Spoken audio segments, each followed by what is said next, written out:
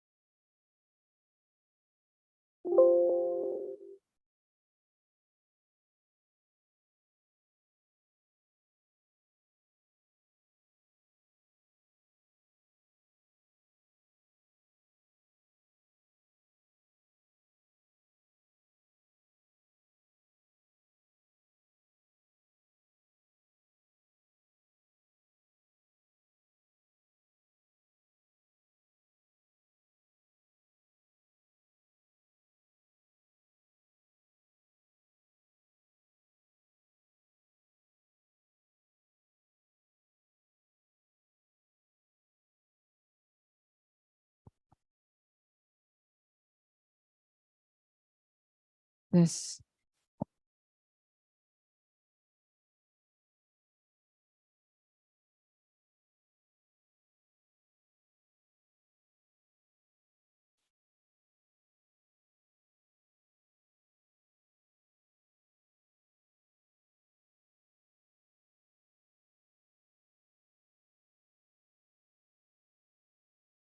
Yes.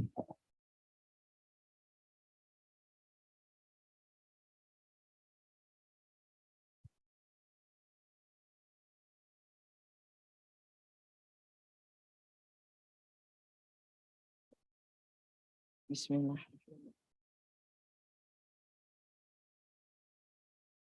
Assalamualaikum warahmatullahi wabarakatuh.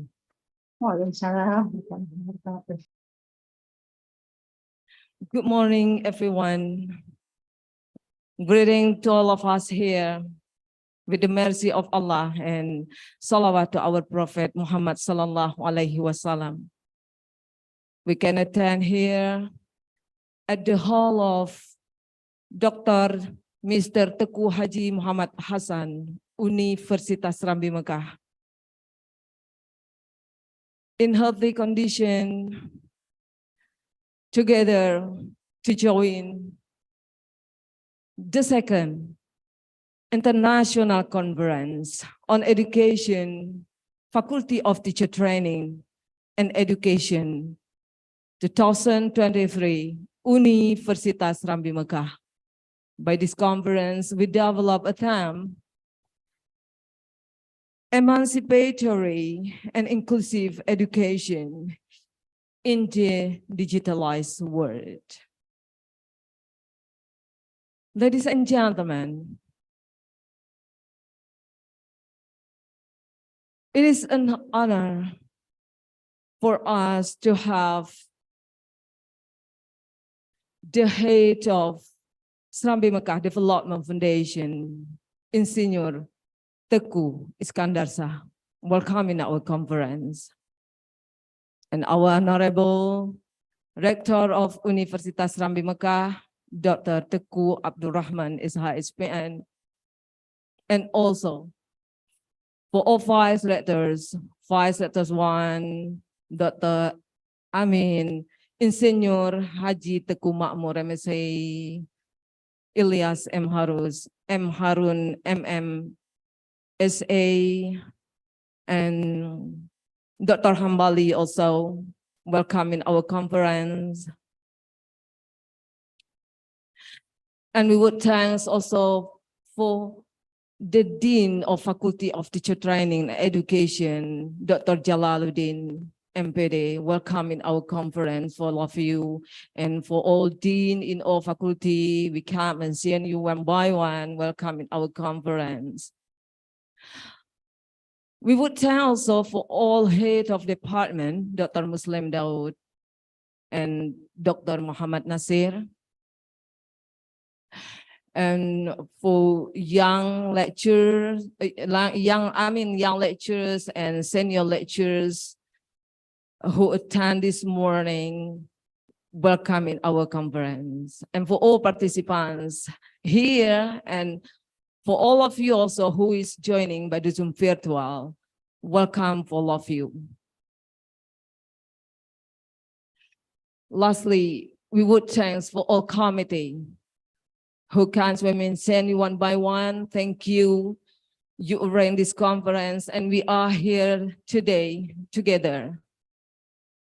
You are great people. Welcome for all of you committee. Ladies and gentlemen, before we come to the main session, let us hear reciting Al-Quran by Asila Tahira, the student from English Department of Universitas Rambi Mekah. For Miss Asila, we please you.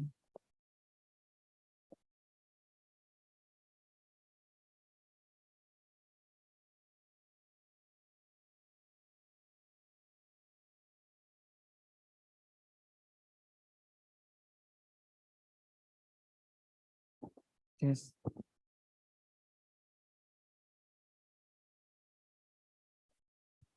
Assalamualaikum warahmatullahi wabarakatuh.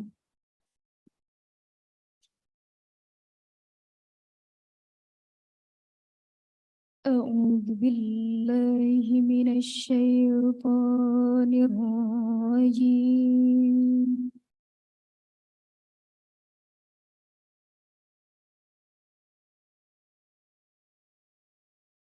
Bismillahirrahmanirrahim.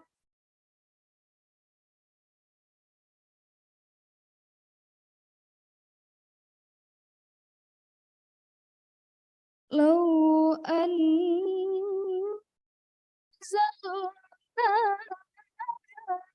dzal Qur'ana ala jabalin lara'aitahu khashi'an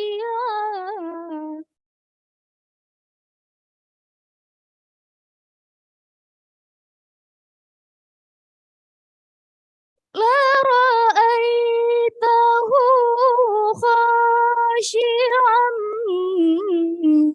mutasaddian min khasyatillah.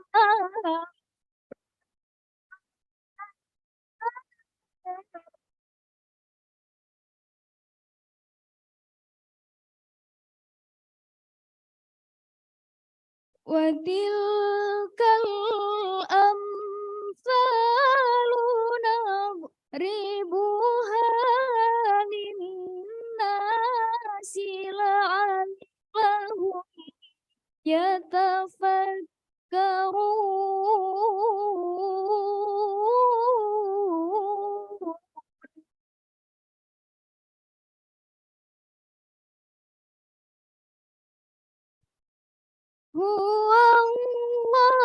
Huwallahul ladzi la ilaha huwa alimul ghaibi wasyahadati.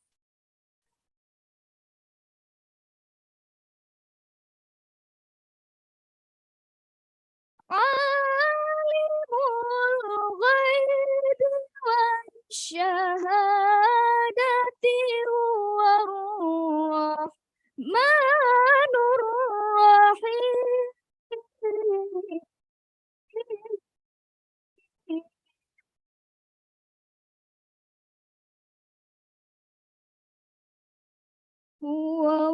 Wallahul ladzi la ilaha illa huwal malikul quddus salam.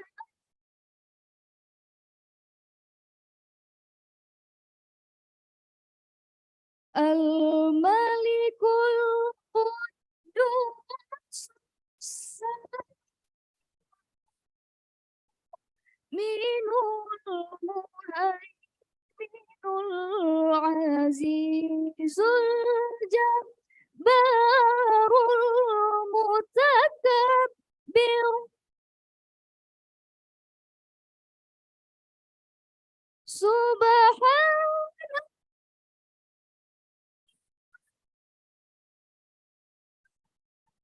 يشركون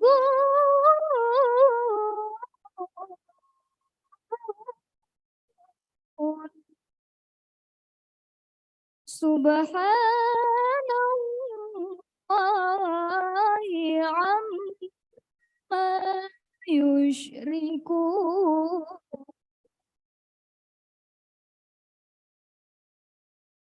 صدق الله العظيم. Assalamualaikum warahmatullahi wabarakatuh.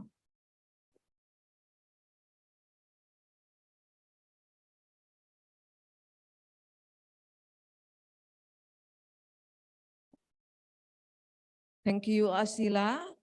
And ladies and gentlemen, let us say hello to our keynote speaker this morning. And let me introduce you our keynote speakers.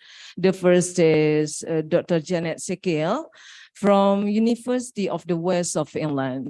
I think Dr. Janet already joined by the Zoom virtual. And second keynote speaker is Associate Prof. Dr. Zawawi bin Ismail from University Malaya. Yeah. And the third speaker is Professor Dr. Aan Komariah, MPD from Universitas Pendidikan Indonesia.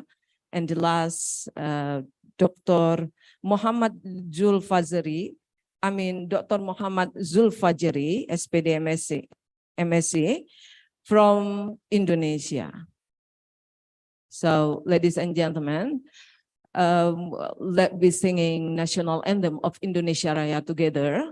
So, for all participants, please stand up.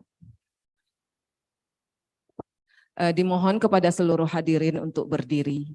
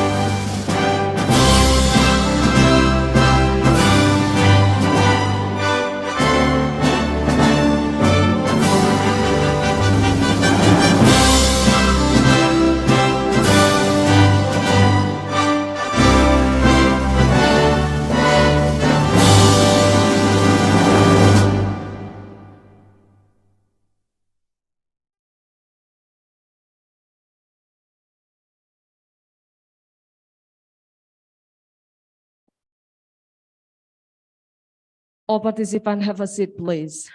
Pada seluruh partisipan dimohon untuk duduk kembali. As information, the guide of Indonesia Raya is Vina Salsabila, the student from primary education teacher, Universitas Rambi Mekah. And right now, proudly we saw you, the dance club of Ranup Lampuan, guided by Miss Putri Julia, with the name club of Putro Gembakme. And Miss Putri Julia, we please you with your dance.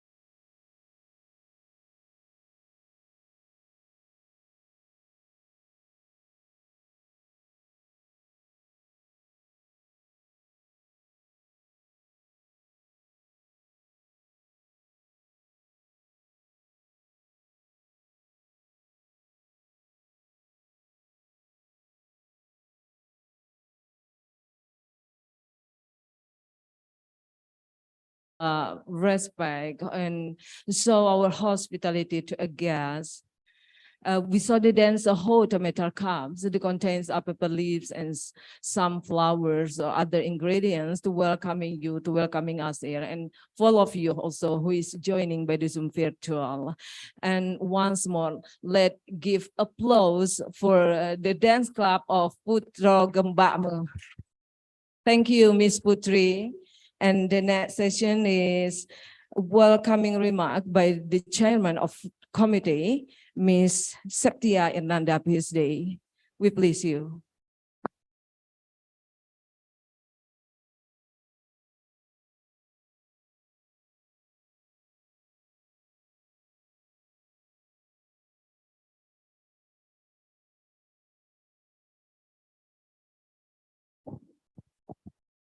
Bismillahirrahmanirrahim.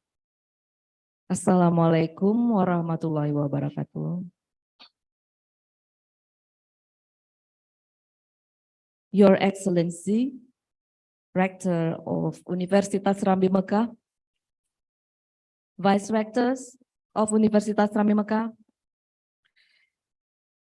Deans of all faculties of Universitas Rambi Mekah,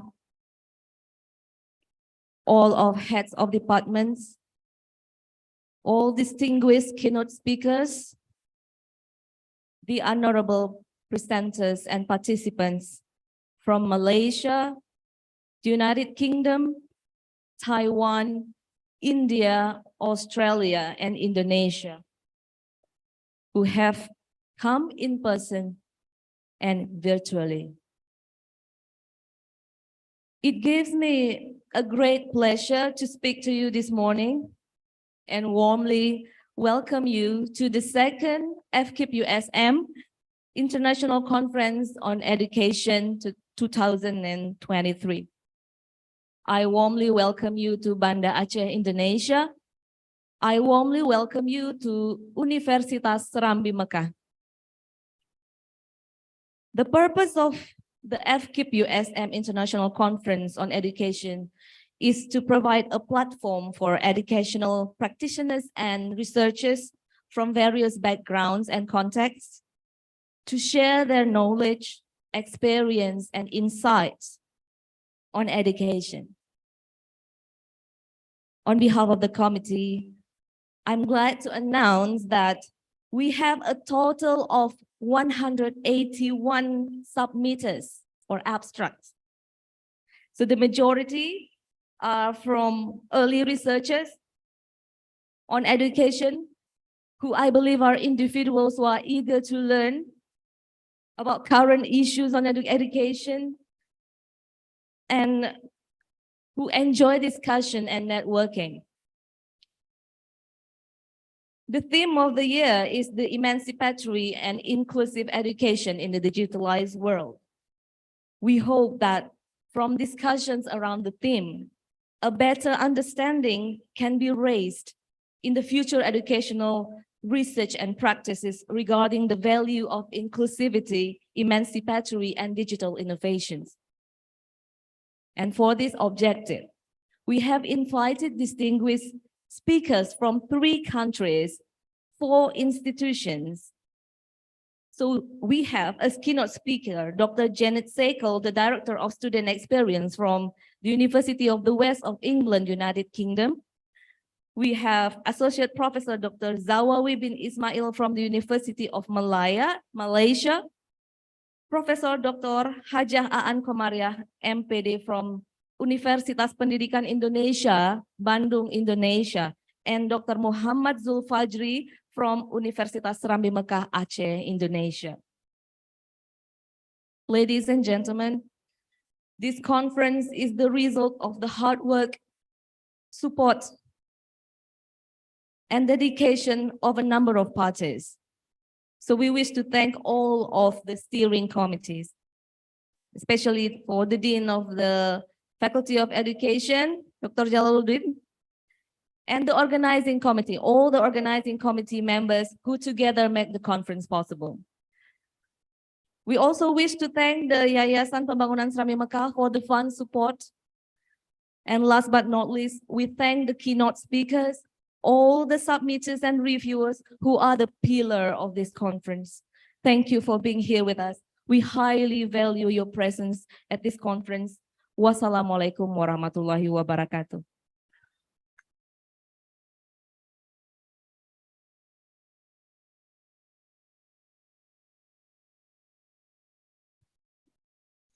Thank you, Ms. Septia Irnanda. And the next is all participants.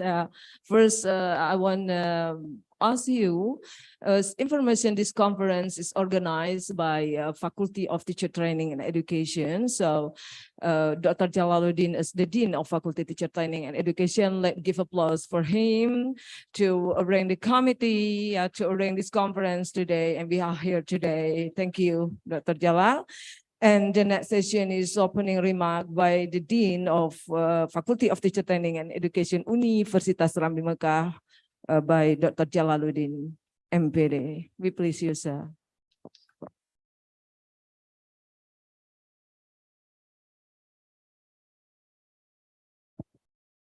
Bismillahirrahmanirrahim. Assalamualaikum warahmatullahi wabarakatuh. Syukur alhamdulillah pada pagi yang berbahagia ini atas izin dan rahman-Nya Allah kita sudah bisa berhadir di aula Dr. Mr. Teguh Muhammad Hasan. Selawat beri salam tak henti-hentinya kita menyampaikan kepada junjungan alam Nabi besar Muhammad sallallahu alaihi wasallam. Nabi akhir zaman, Nabi yang selalu memberikan teladan kepada kita. Yang terhormat Bapak Rektor Universitas di Mekah, Bapak Dr. Teguh Abdurrahman SH SPM, Bapak Wakil Rektor Bidang Akademik, Bapak Insinyur Teguh Makmur MFC, yang terhormat Bapak Rektor Bidang Keuangan dan Administrasi Umum, Bapak Ilyas M. Arun MSI, yang terhormat Bapak Kepala Lembaga Penyaminan Mutu Universitas Sri Mekah, Bapak Dr. Nasir MSI, yang terhormat Bapak Kepala Lembaga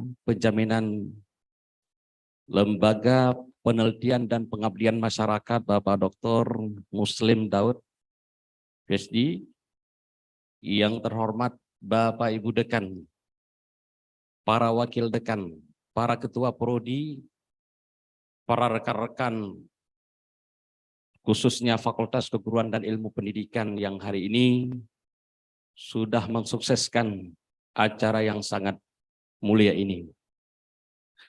Yang kami muliakan keynote speaker dari Inggris, Ibu Dr. Janet Stekel, yang terhormat Bapak Profesor Dr. Jawawi bin Ismail dari Universitas Malaysia, yang terhormat Profesor Dr. Hajjahaan Komariah MPD dari Universitas UPI Bandung. Terima kasih Ibu Profesor sudah setahun lebih membimbing dan menguji saya, tapi belum pernah ketemu di forum ini, masih bersedia hadir di USM yang tercinta ini. Terima kasih.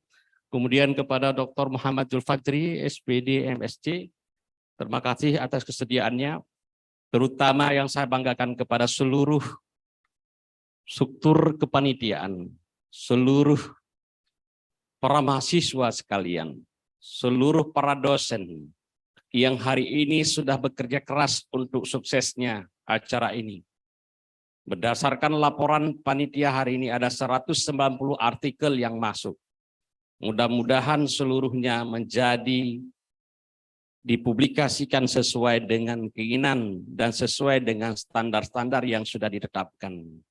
Hadirin sekalian yang berbahagia, saya atas nama pimpinan Fakultas Keguruan dan Ilmu Pendidikan Universitas Rambi Mekah mengucapkan beribu-ribu maaf jika ada kekurangan, jika ada kekeliruan, jika ada hal-hal yang tidak sesuai dengan keinginan Bapak Ibu peserta, baik yang ada di lokal bahkan yang ada di internasional. Hadirin sekalian yang berbahagia, kita punya narasumber 4. Insya Allah jam 12 itu berakhir dengan paparan narasumber dan selanjutnya akan dilanjutkan dengan kelas paralel yang akan dipandu oleh moderator. Kami juga menyampaikan bahwa FKIP-USM ini terus melakukan terobosan-terobosan untuk mencapai standar dan kualitas lulusan mahasiswa. Di tahun 2022 keberhasilannya mencapai internasional 10% daripada hasil karya mahasiswa. Insya Allah di tahun 2023 ini juga kita menginginkan mencapai 30% hasil karya mahasiswa yang akan dipublis di tingkat internasional demi mencapai lulusan yang bermutu, lulusan yang berkualitas sesuai dengan moto kita, unggul, inovatif, dan berintegritas. Sekali lagi terima kasih kepada Pak Rektor. Mohon arahan dan bimbingannya supaya ini bisa berjalan dengan baik sesuai dengan koridor-koridor dan aturan-aturan yang ada di dalam lembaga. Sekali lagi terima kasih atas kepercayaan yang diberikan. Terima kasih kepada peserta. Selamat mengikuti seminar.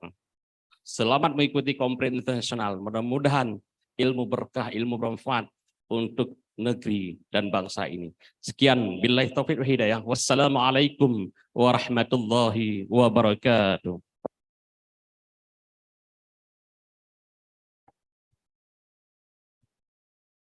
Thank you, Dr. Jalaluddin. And the next session is opening remark by Director of Universitas Rambi Mekah, Bapak Dr. Teguh Abdul Rahman SH SPN, and please sir open this conference officially. We please you.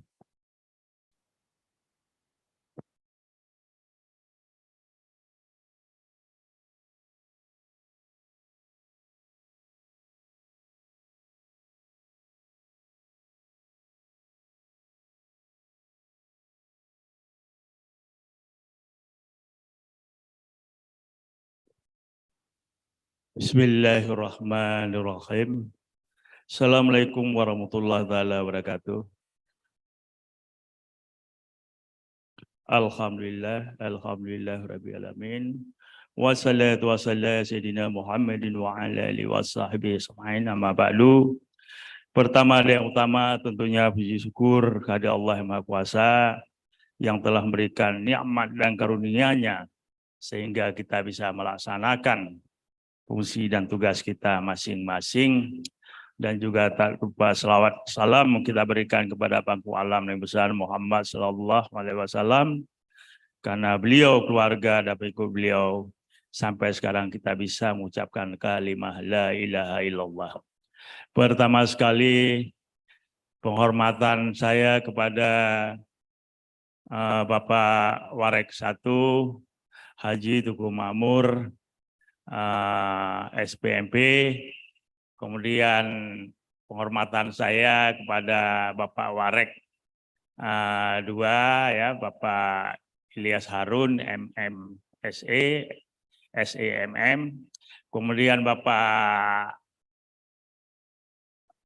Warek 3 ya, Pak Dr. Hambali, kemudian Warek 4 tentunya Bapak Dr. Jalaluddin ya, kemudian Pak Dr. Nasir SEMSI selaku Ketua BJM atau Kepala Penjaminan Mutu, kemudian Pak Muslim Daud PhD selaku Kepala Badan LPPM ya, Lembaga Pengabdian dan Penelitian Masyarakat. Selanjutnya penghormatan saya kepada seluruh dekan, wakil dekan, ketua prodi yang nggak bisa saya ucapkan satu persatu ya, bidang administrasi umum, kan, kemudian bidang administrasi kemahasiswaan, humas, kemudian panitia yang sudah luar biasa bekerja keras ya, kemudian dari ini juga lembaga-lembaga barangkali yang hadir dalam undangan ini, kemudian anak-anak kami yang kami banggakan, kemudian khususnya istimewa kepada keynote speaker Dr. Janeta Sakel ya, selamat datang Ibu ya sebagai keynote speaker-nya, kemudian Prof. Dr. Hajah Aan Komariah MPD, kemudian Prof. Dr. Jawawi bin Ismail, Dr. Muhammad Julfazri SPD MSc, selamat datang ya sebagai pemateri nantinya, di mana artikelnya luar biasa, kemudian para undangan yang juga berkenan telah hadir dalam daring ya, hybrid ya. Nah ini luar biasa yang hadir, saya dengar ya. Baiklah, saya selaku pimpinan Universitas Rambi Mekah akan memberikan sedikit kata sambutan dalam waktu yang terbatas. Pertama sekali saya ingin mengucapkan ya sekali lagi selamat. Kami sangat bangga karena untuk pertama kalinya tahun ini universitas kami menyelenggarakan konferensi internasional bidang pendidikan secara luring tentunya, dan untuk pertama kali pula konferensi internasional ini menerima makalah untuk disajikan ya, dan dirangkum ya dalam sebuah proceeding online besar. Harapan kami event berskala internasional ini menjadi ajang tahunan bagi peneliti dan pelaku pendidikan dari berbagai latar belakang ilmu dan perwakilan institusi untuk berbagi ilmu dalam bidang pendidikan. Kami juga berharap konferensi internasional FKIP Universitas Serambi Mekah ini dapat menjadi motivasi bagi mahasiswa, dosen untuk mempublikasikan karya tulis, hasil penelitian dan pemikirannya ke proceeding maupun jurnal tingkat dunia. Kami sangat tersanjung dengan kehadiran keempat narasumber, para ahli bidang pendidikan dari UVA atau UE Inggris Raya, ya, UM Malaysia, UP Jawa Barat Indonesia, dan universitas kami sendiri USM Aceh Indonesia. Terima kasih kami secara khusus atas kehadiran langsung salah satu narasumber kunci, Asosiat Profesor Dr. Jawawi bin Ismail, yang tak lain juga merupakan Dekan Fakultas Pendidikan Universitas Malaya. Sungguh sebuah kehormatan untuk kami atas kedatangan Anda dari negeri jiran ke universitas kami yang tercinta ini. Semoga paparan-paparan para narasumber dapat meningkatkan wawasan kita semua tentang isu-isu penting dan inovasi-inovasi terkini di dunia pendidikan global. Visi Universitas Serambi Mekah adalah menjadi unggul, inovatif, dan berintegritas. Terselenggaranya event ini kami harap dapat merefleksikan usaha dalam mewujudkan misi kami untuk kontribusi melaksanakan pendidikan dan penelitian, serta pengabdian yang mengedepankan kualitas inovatif dan kejujuran. Terakhir, saya secara pribadi berharap acara konferensi internasional ini dapat memberikan manfaat untuk kita semua. Sekali lagi, selamat datang di konferensi internasional bidang pendidikan FKIP Universitas Serambi Mekah yang kedua. Terima kasih dari Rektor Universitas Serambi Mekah. Dan selanjutnya kita akan membuka acara FKIP-USM ICE International Conference on Education, Emancipatory and Inclusive Education and in the Digital World. Dengan resmi saya nyatakan dibuka. Mohon maaf apabila ada yang kurang berkenan, dan terima kasih atas semua partisipasinya. Billahi taufik wa hidayah. Assalamualaikum warahmatullahi taala wabarakatuh.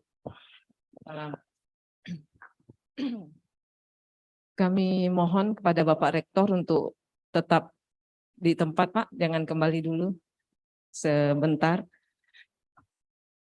Thank you kepada Bapak Rektor. Alright, ladies and gentlemen, today we have two students from University of Malaya, Malaysia, and yeah, we see together they have merchandise maybe for Rector and one more for the Dean of Faculty of Teacher Training and Education. So for Dr. Jalal, please come to stay. I think you can stand here.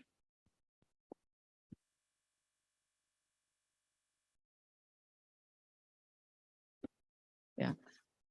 Mereka adalah dua ya, student dari University Malaya. Perwakilan dari mahasiswa dari Fakulti Pendidikan juga yang bernama Malik dan yang perempuan bernama Amni. Silakan mungkin kepada Malik dulu. Malik dulu untuk Bapak. Oke, silakan. Oke. Sudah diabadikan? Baik, terima kasih. Baik, boleh diambil foto kembali, mungkin agak ke sana sedikit, Amni? Ya, biar di tengah. Silakan. Oke, oke.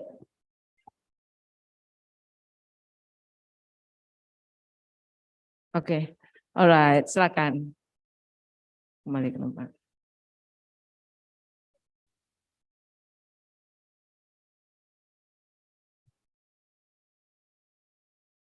Kita lanjutkan, and the next session is pembacaan doa. Prayer is the last moment in our opening this morning, and prayer from Farid Maulana, the student from primary education teacher Universitas Islam Mekah. Farid, type is yours.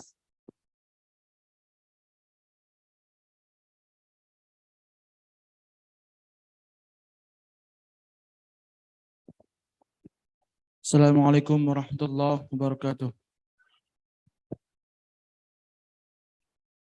أعوذ بالله من الشيطان الرجيم. بسم الله الرحمن الرحيم. الحمد لله رب العالمين حمدا يوافي نعمه ويكافئ مزيده. يا ربنا لك الحمد كما ينبغي لجلال وجهك الكريم وعظيم سلطانك. اللهم صل على سيدنا محمد وعلى آله وصحبه وسلم.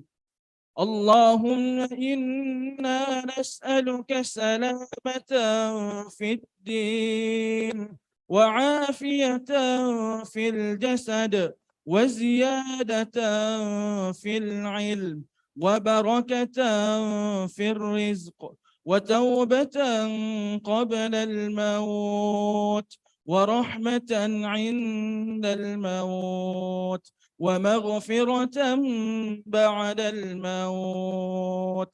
اللهم هون علينا في سكرات الموت والنجاة من النار والعفو عند الحساب.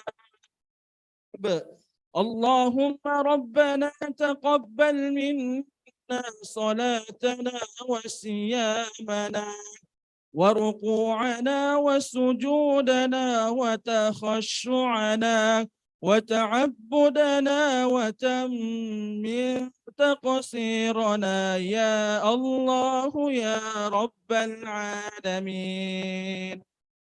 اللهم ربنا ذنوبنا ولوالدينا وارحمهما كما ربيانا صغيرا ولجميع المسلمين والمسلمات والمؤمنين والأموات برحمتك يا أرحم الراحمين. ربنا هب لنا من أزواجنا وذرياتنا قرة أعين واجعلنا للمتقين إماما. ربنا هب لنا من الصالحين. ربنا هب لنا من الصالحين.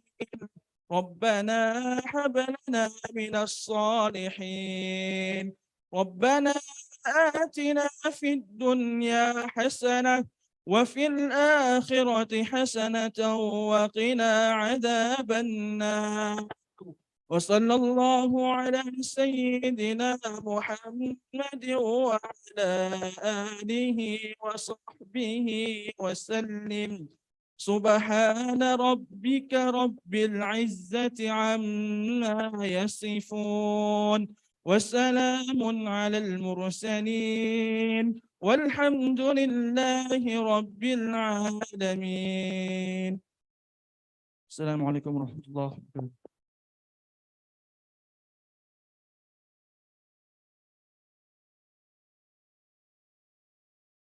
Ladies and gentlemen, prayer is the last moment in our ceremonial opening this morning. For all participants, please stay here, and for all of you also who is joining by the Zoom virtual, please stay tuned in front of your camera because we will go to the main session guided by Ms. Sabrina as moderator. So we meet great keynote speakers soon.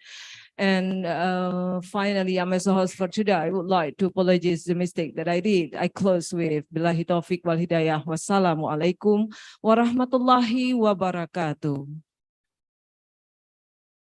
Kepada hadirin, kita persilahkan. Di sebelah kita sudah ada break ya untuk minum dan kue.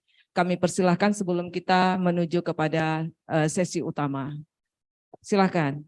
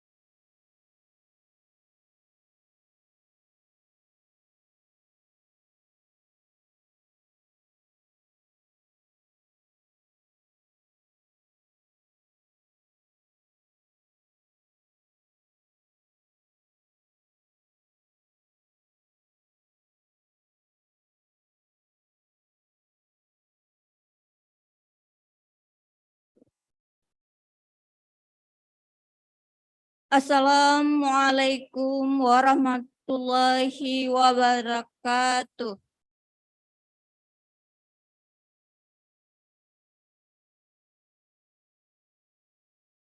Good morning, ladies and gentlemen.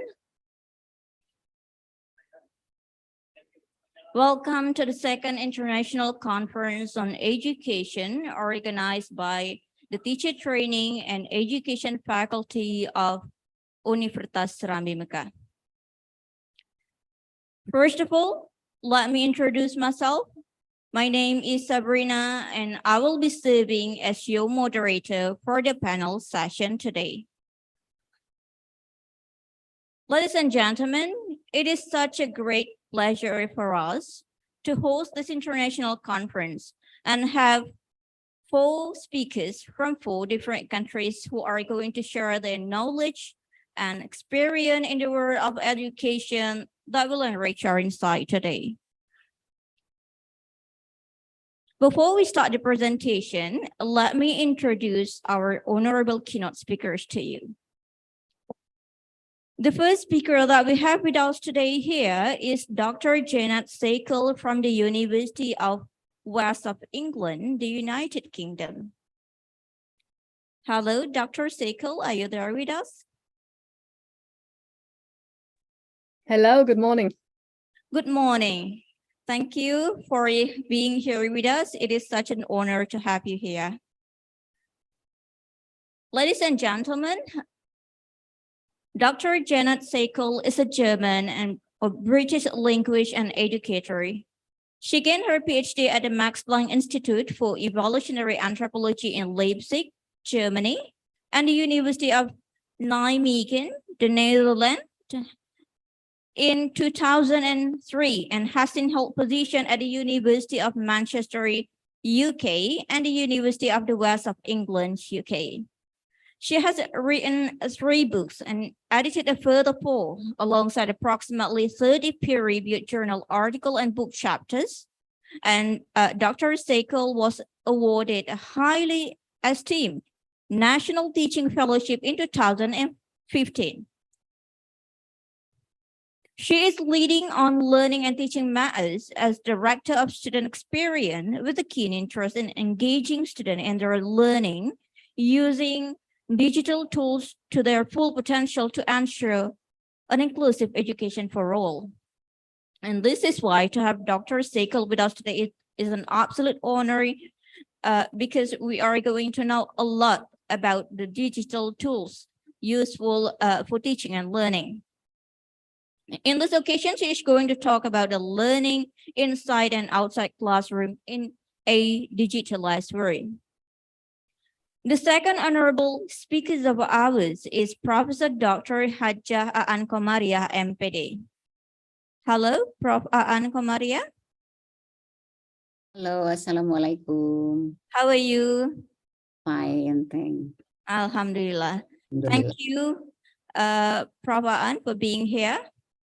Ladies and gentlemen, Prof. Aan Komariah is an education administration scholar in Indonesia. And currently, she's served as a vice chair professor at the Indonesian University of Education, or UPI, head of teacher professional education program at UPI as well.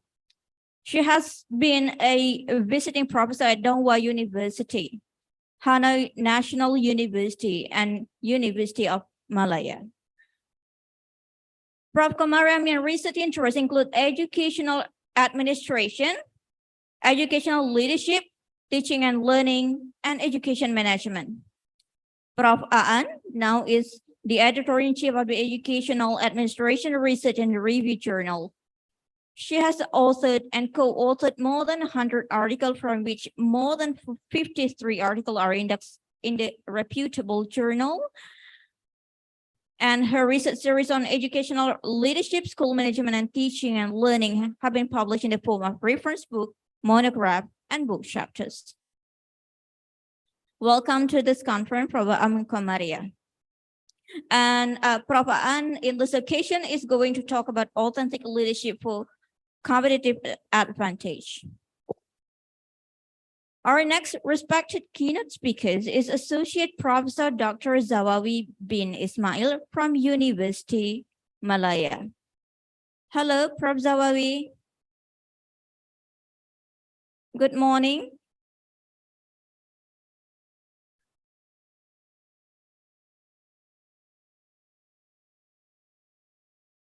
Hello, Prof. Zawawi. Are you here with us?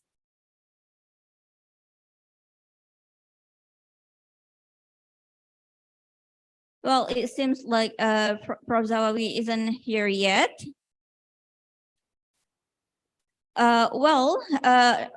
Professor Dr. Zawawi bin Ismail is the Dean of the Faculty of Education at the University of Malaya, Kuala Lumpur, Malaysia. And he received his bachelor degree in Arabic language and literature, Sharia, from Yarmouk University, Jordan, postgraduate diploma of education from International Islamic University, Malaysia, master in Arabic education, and obtained his PhD in the field of education from the National University of Malaysia in 2008. His research interests include Arabic and Islamic education curriculum, teacher education, Muslim minority education, and Quranic language education. He has published articles in international and national journals, books, and other publications. Dr. Zawawi has contributed a lot to society, and he is also active in several NGOs and one of the founders of Yayasan Ash-Shafi, which is focusing on developing Islamic boarding school in Cambodia and other educational activity in Indonesia and Malaysia. Following Professor Zawawi is the presentation of Dr. Muhammad Zulfajri, SPD, MSc. Dr. Muhammad Zulfajri took his bachelor degree at Sheikh Kuala University from 2005 to 2009, majoring in chemistry education. Then, funded by the Aceh government scholarship, he continued his education at the National Sun Yat-sen University, Taiwan from 2012 to 2014. Then he received paying scholarship for his doctoral degree at Kaohsiung Medical University, both majoring in chemistry. Currently, he is a lecturer at the Chemistry Education Study Program of Serambi Mekah University. And apart from being a lecturer, he is also a teacher at Daya Darul Ihsan Abu Hasan Krungkale, right? An assessor for Ban SM Aceh Province as well, and a facilitator for Sekolah Penggerak since 2022. His research focuses on the synthesis of nanomaterial, chemical sciences, environmental protection, and analytical environmental, as well as material-based chemistry education. His various research results have been published in reputable national and international journals. And in this occasion, he will share with us what to do before publishing education research paper in top journals. All right, ladies and gentlemen, before we start the presentation, let me tell you how the presentation will go. First, each presentation of the speaker will take 30 minutes, 20 minutes for the presentation, followed by 10 minutes for the Q&A session. Presenters and participants attending this event via Zoom are expected to stay muted while the presentation takes place and are allowed to ask questions when we enter the Q&A session. You can ask the question via chat box available on Zoom or in person by raising your hand if you're attending this event in the hall. Presenters and participants are also not allowed to use inappropriate language. And for those attending this event via Zoom, you are welcome to turn on or off your videos. All right, without further ado, let's start with the first presentation. You'll be hearing from Dr. Janet Segal from the UK, who is going to talk about learning inside and outside classroom in a digitalized world. All right, Dr. Segal, are you ready for your presentation? I am, yeah, thank you very much. Assalamualaikum, everybody. Waalaikumsalam warahmatullahi wabarakatuh. Okay, so my presentation is about learning inside and outside the classroom, specifically looking at digital tools, but also other ways and means in which we can engage our students. And I want to say a little bit about myself and my background first before we jump in with the presentation. So I am Director of Student Experience at the University of the West of England in the UK. We're located in Bristol, which is in the southwest of the UK. And my university is specifically, it's a very big university, and it's specifically targeting students that are engaged. We want to engage our students. We want to make sure that our students can progress into the world after university and are ready and able graduates. So our values are really to give an outstanding learning experience to our students, to be inclusive, innovative, collaborative, but also to make ambitious students that are enterprising, that are ready to take on the world as they leave university. So it's not just about the learning itself that students are doing at the university, but also what comes after. That is very important to us. And part of this is that we're providing a very practice-led, a very hands-on, but also personalized and inclusive learning experience that harnesses digital skills. So digital skills and digital elements are very important in our education. Right, how can we best teach our students? So how can we provide the very best learning for our students? We see an increased use of digital tools. I mean, digital is everywhere. We have you know, the internet, etc. I've had that for many years, but since the pandemic, we've really seen an increase in a range of other tools that our students and staff are using. And obviously that's not just within the university, but in the wider sphere as well. And that's enabling things like our conference today, being able to join a conference via Zoom.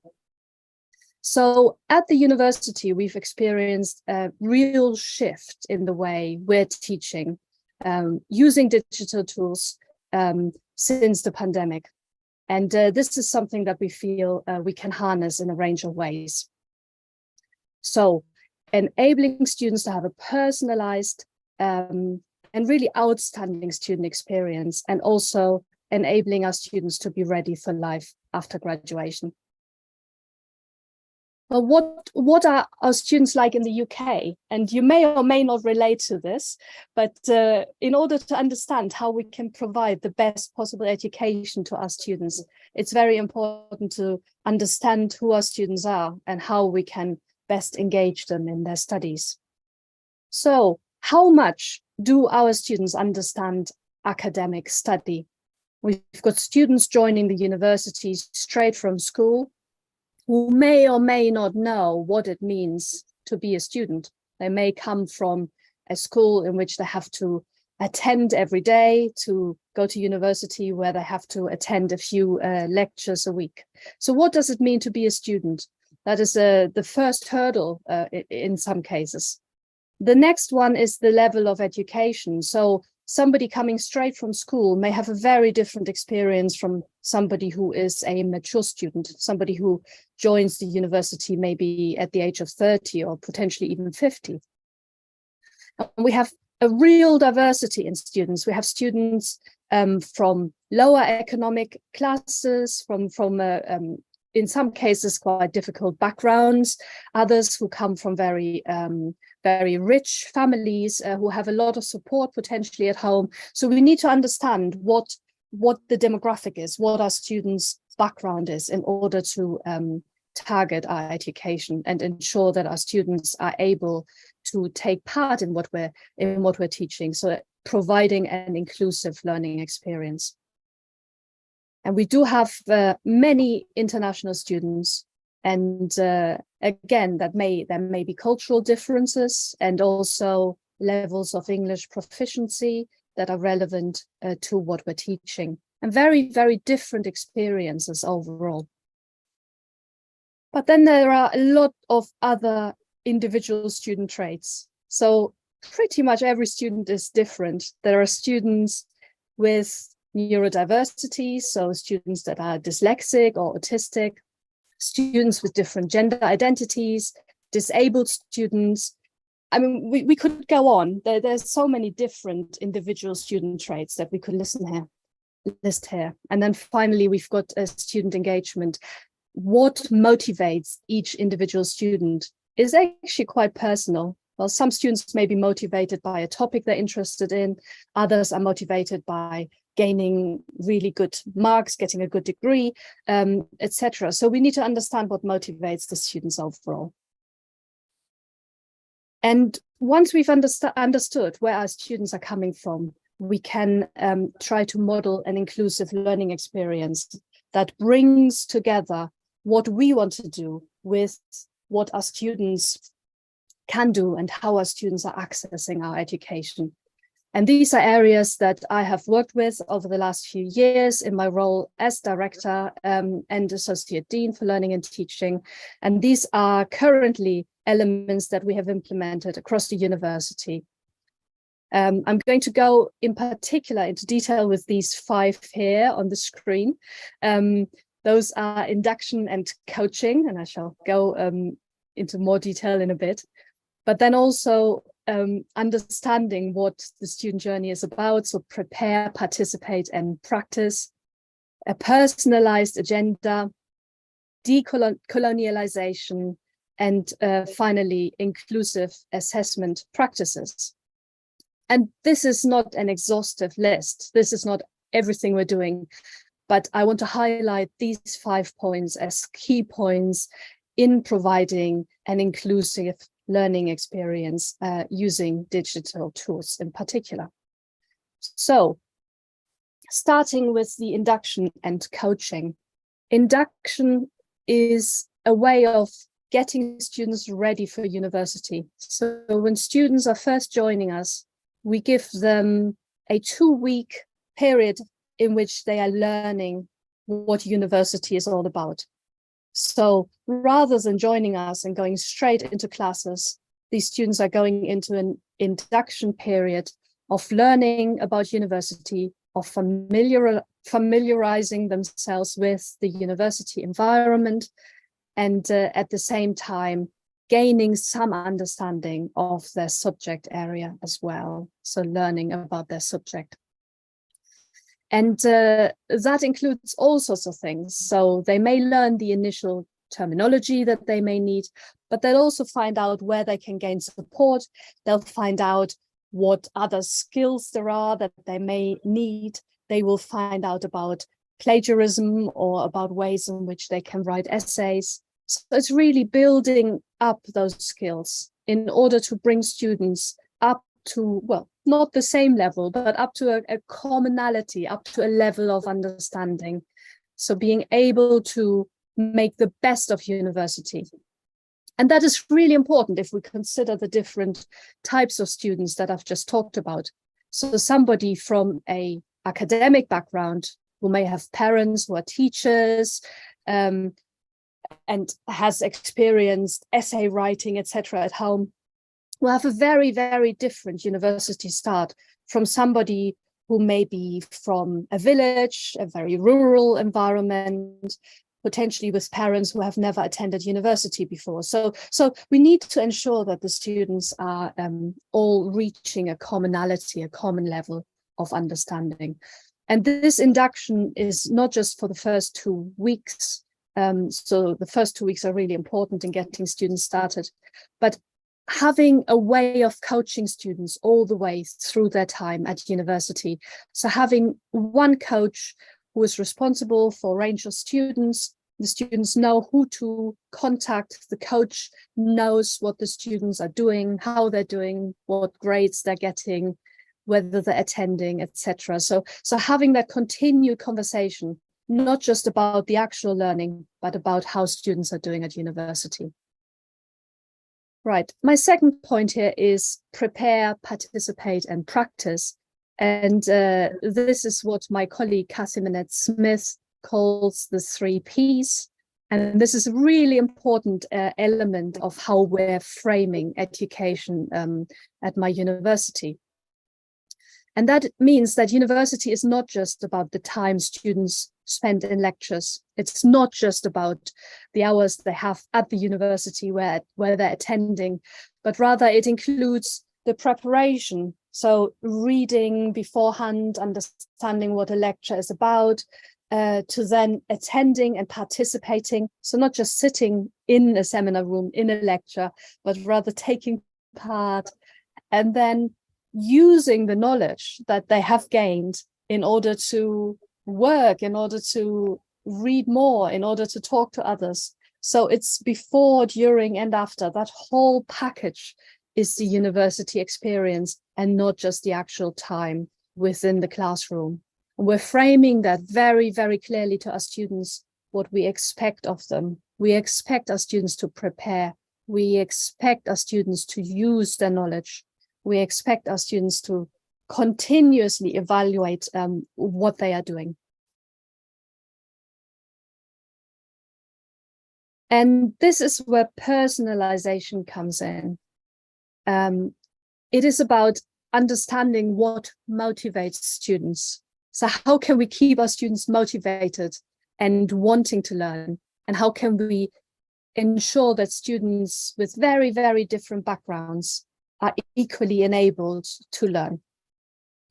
So providing students with a certain level of choice within what is obviously possible. We want them to learn, but we can give them some choice as to what they want to focus on. That can greatly motivate students. So specialization where that is possible, but also ways in which they learn. So some students are very good at reading, others find it much more easy to access videos and watch videos or to talk to others. So loads of different learning styles, as we know, and just ensuring that we provide different modes in which students can learn, again, greatly increases diversity and inclusivity. So having those different learning needs and ensuring that students, even disabled students, etc., all types of students will be able to access what we're doing and making it as broad as possible. And that also includes decolonization, apologies. So decolonizing the curriculum means that rather than teaching a very Western curriculum, where all you hear about is British people or American people and their research, for the last decade, and increasingly so, we have taken a very different approach, ensuring that there's a truly global perspective on learning and teaching. And it's not just one way in which knowledge can be presented, but rather including knowledge from different cultures from all over the world, ensuring that students feel truly at home in what they're learning, and also gaining a very broad understanding of their field, not just from one perspective, but rather from a very, very wide perspective. And that is increasingly important in a globalized world, but also in understanding, mutual understanding of different cultures, and also in the inclusion of international students feeling understood, feeling at home, students with a different heritage background as well. We have a lot of students who are British students, but who may have a Somali background, like myself, a German background, so who may have different backgrounds. Finally, we have to think about inclusive assessment practices. So how do we test our students? Do they just have to do exams, or do they just have to write essays?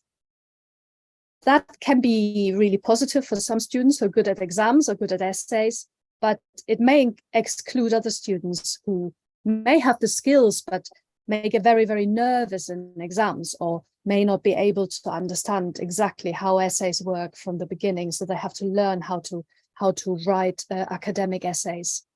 And it's thinking about assessments that are truly assessing student learning, that are truly enabling students to do their very best, while at the same time thinking about how we can design out things like plagiarism.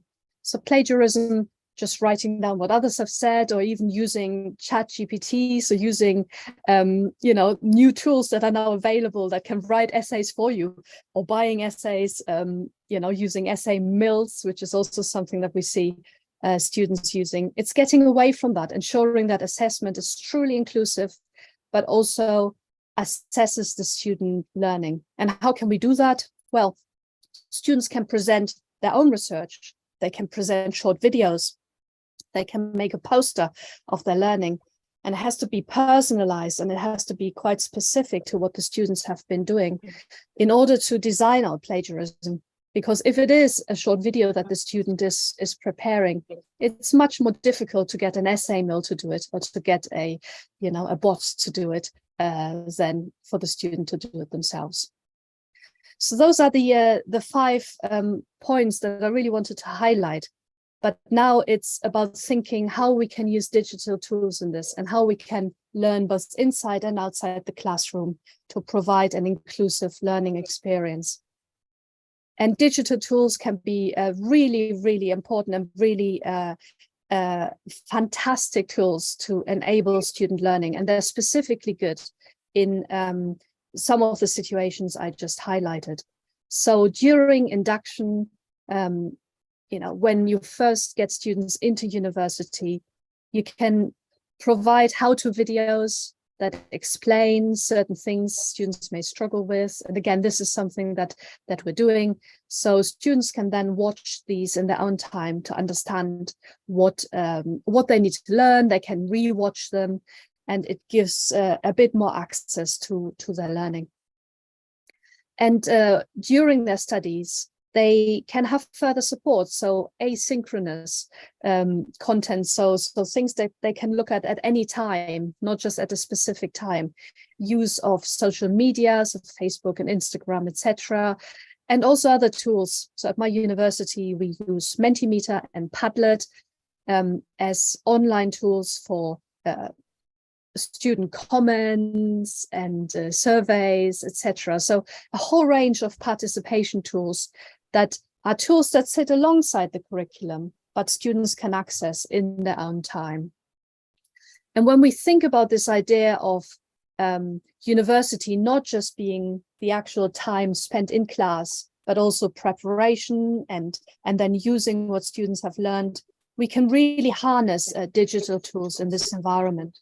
So for class preparation, we can have, again, short videos, PowerPoint presentations students can go through in their own time, etc.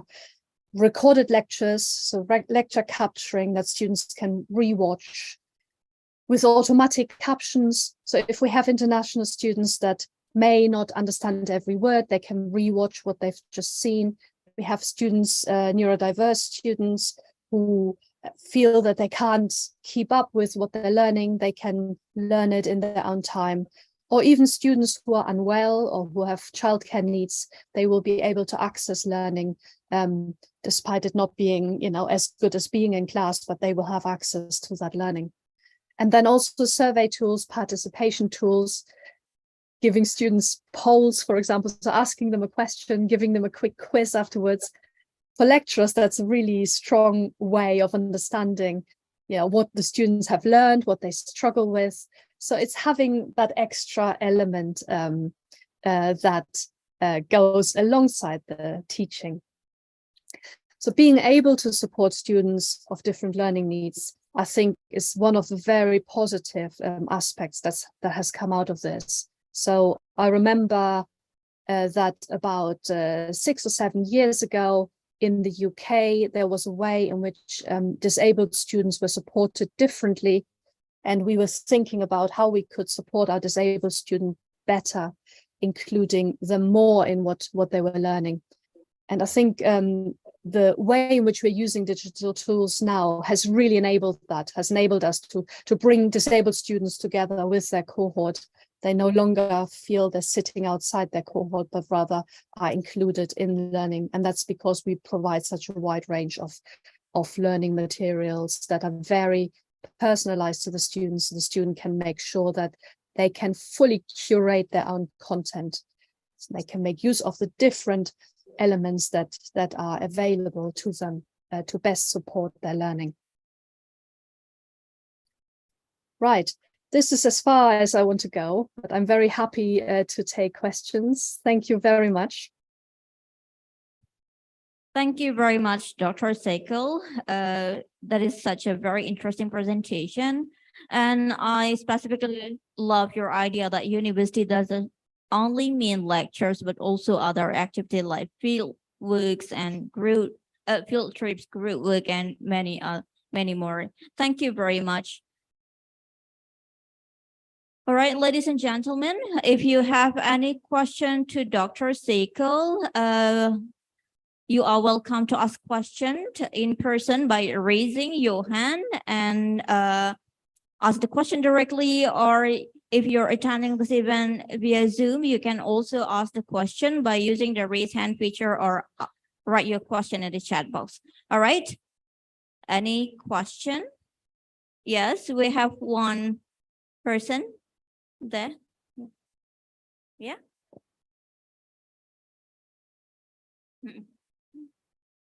Okay.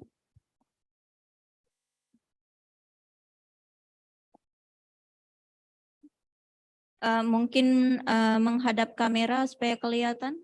Oke. Mana kameranya? Okay. Facing the camera. Maju aja.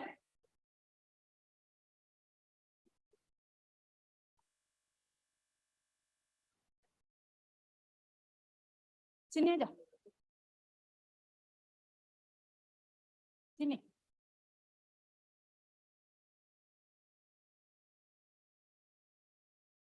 Sini boleh. Sini aja. Assalamualaikum warahmatullahi wabarakatuh. I'm Chidivita Arvenia from English Department. Thank you for having me today. So I want to ask a question for Dr. Sekel. What is the best punishment for students who have broken the rules of the University of the West of England? I'm curious. And thank you. Thank you very much, you. Dr. Sekel. So that is the first question. Yeah, very good question. And I think you're referring to plagiarism, right? So students buying essays, copying other people's essays. There are obviously other conduct cases where students behave badly, and there are ways of punishing them. So we do have punishment for students who plagiarize, but we want to ensure that students know what plagiarism is before they accidentally commit plagiarism. Okay, so first of all, at school, my daughter is at secondary school, and they are asked to copy word for word what they're reading. And then they go to university and they have to learn to not do that, but rather to write in their own words. We have students from other countries where even academic study may be very much copying, and that's a form of respect. So it's first of all teaching students to understand what plagiarism is and why plagiarism is not a good idea. So getting students there to do their own work.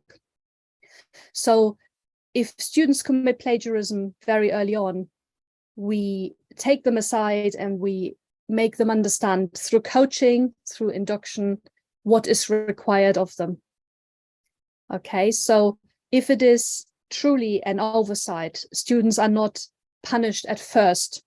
However, as students progress through the years and they are being taught about this, if students are in their final year and they buy an essay and they have had all the teaching about what plagiarism is, they will be called into an interview and asked about what they have done wrong.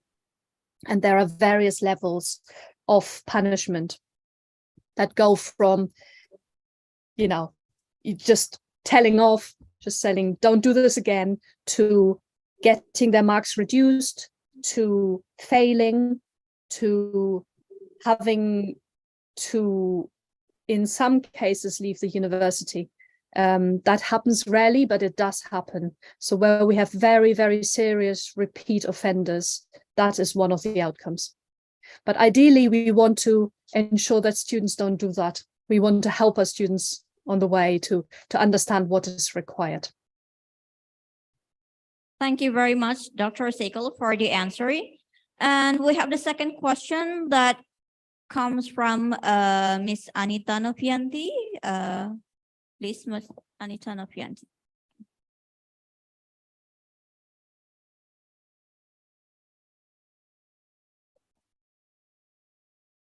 Boleh, sini. Saya ingin lihat Dr. Janetnya. Boleh duduk situ. Alright. Hi, Dr. Janet. Good morning. Yes, I'm Anita, lectures from Biology Department, Universitas Sambi Mekah. I see your presentation quite interesting. I'm so think that this presentation more meaningful for me and maybe other teachers. You provide that learning or university is not just mean lectures, but we can do many things like field trip or some practical. So learning process will come or running more meaningful. Information that in Aceh, in our school or university here, our students come from different social background with different norm.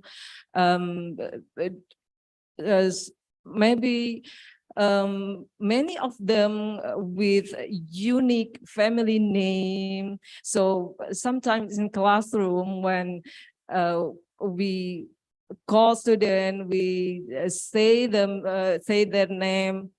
Some other student laughing with the unique name. Maybe lecturer need to some strategy how to manage this class, so so they can live and learning together. So learning process will come meaningful. Maybe you can give some sharing your experience about this. Thank you, Dr. Janet. Thank you very much for that question. That's a great question. And we see this in lots of different ways, and it can be with unique family names, it can be disability, it can be all sorts of things where students stand out and are different from others.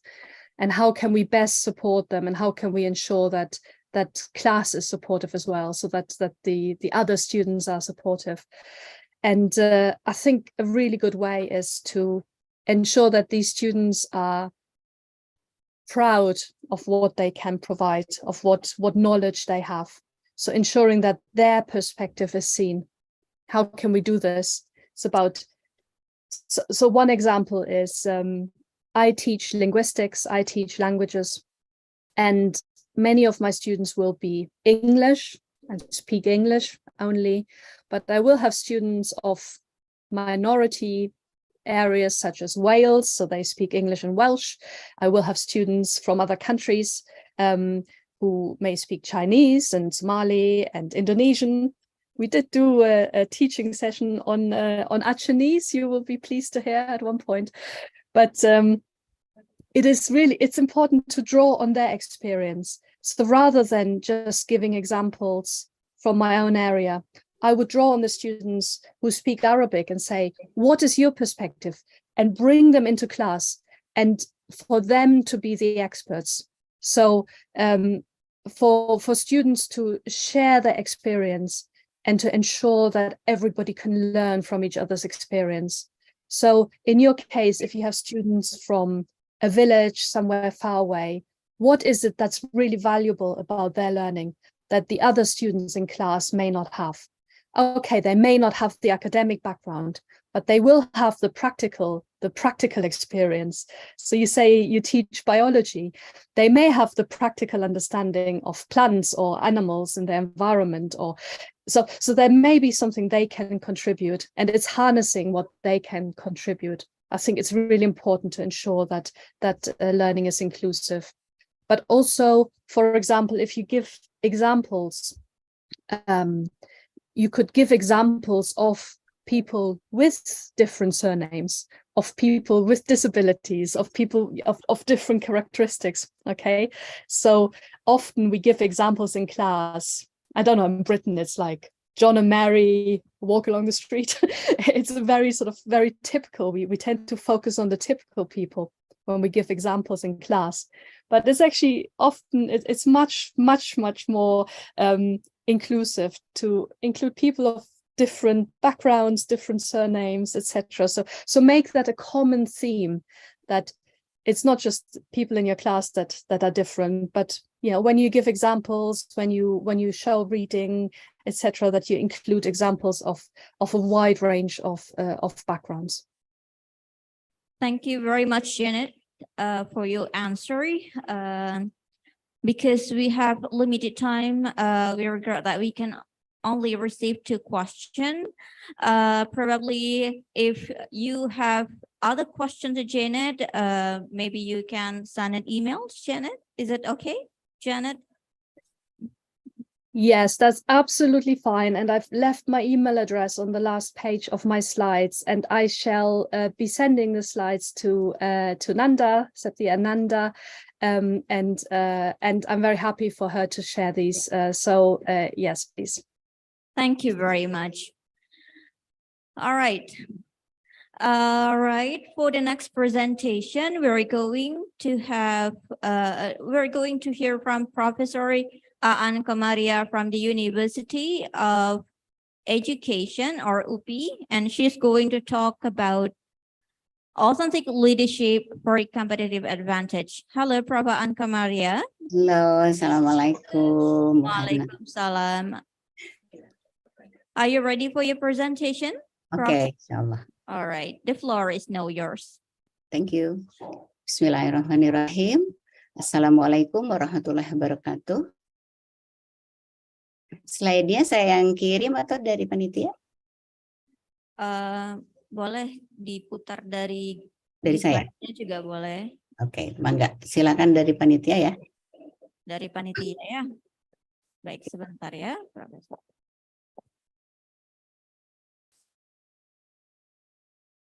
Atau dari saya yang cepat ya? Boleh, Prof. Ya.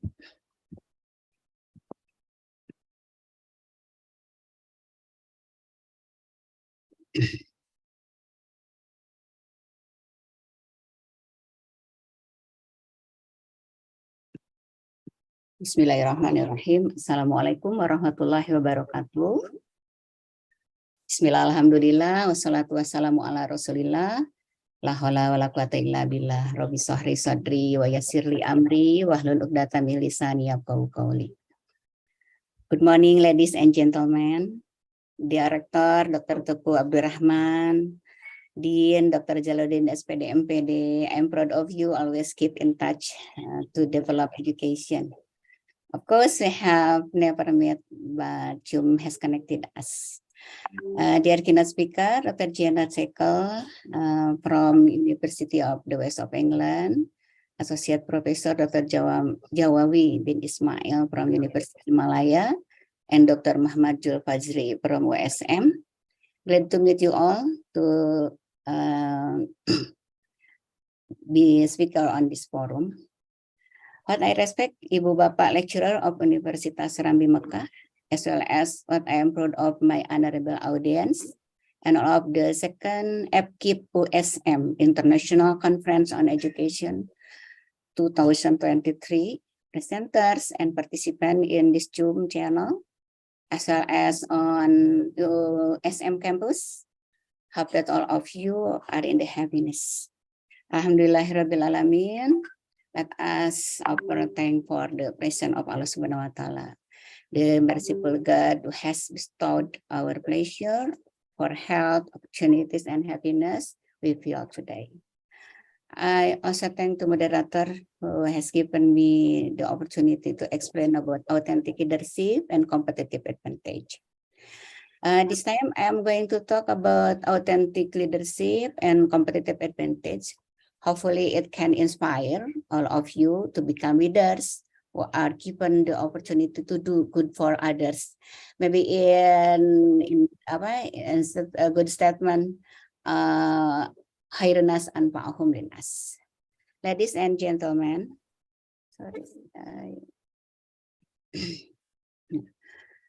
Let me show the slide which I have made. Etymology. Leadership contains three words meaning lead, leader, and leadership. Lead means leading, guiding, piloting, and directing. It is a main task taken by a leader. Leader is a person who leads, guides, pilots, and directs.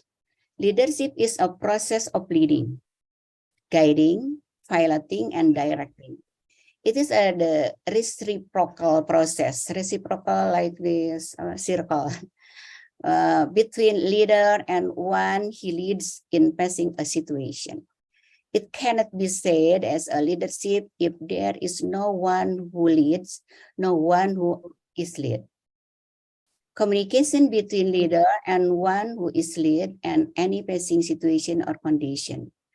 With other words, leadership is a process of guiding taken by a leader to one who is led using empathic communication in order to solve problems faced in certain situation or condition.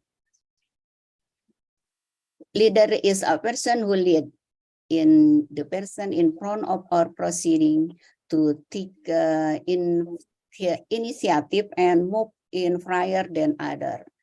Leading means moving in prior, taking in the first step, directing other opinion and action. As an initiative person, I think, and who participate first, it is necessary for an effort to ensure his followers to jump together and move to the desired direction. In this point, leadership means as an ability to embed trust and obtain support from organizational members to achieve organization goals. Ensuring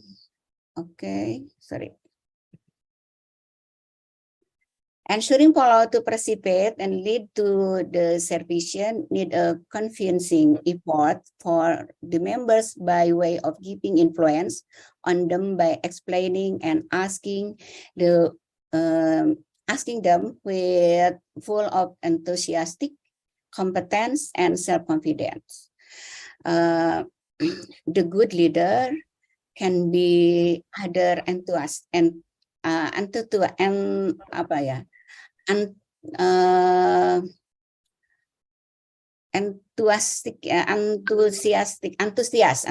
enthusiastic, competent, and self-confident. Basically, one is said to have leadership when the leader can give influence on others to do something or follow instruction based on leader's desire. A leader with leadership property is one with ability to give influence on one how are lead in order to make any effort to achieve goals. Okay, I think it's not.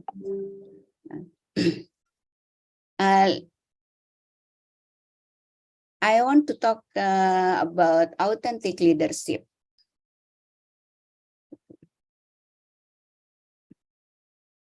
Sorry. Nah, authentic leadership, being authentic leader, which is build of self-awareness to implement the leadership value of sidik, tabik, amanah, patona. By exerting courage with high self-discipline, building network based on a clear vision of the future, moral and ethical values through strengthening solid relationship and openness of work to achieve goals.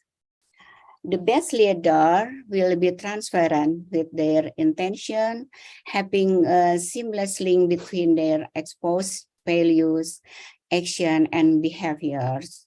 Authentic leaders are characterized by trust and integrity.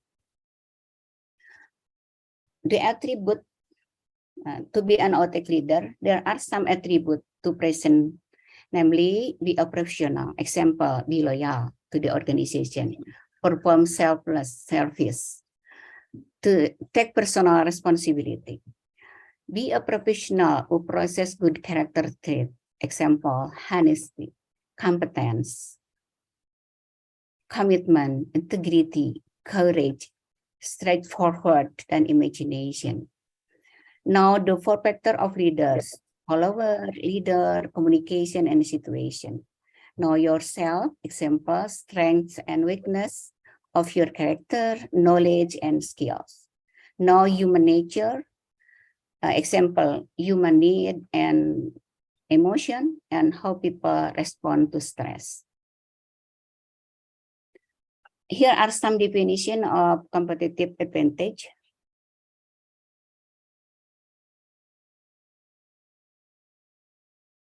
Competitive advantage is an organization's ability to produce products or services that are better or cheaper than its competitor. The second definition, competitive advantage is an institution's ability to create uncontested space of work through the innovation of products or services and the development of management strategies that are different from those of its competitors.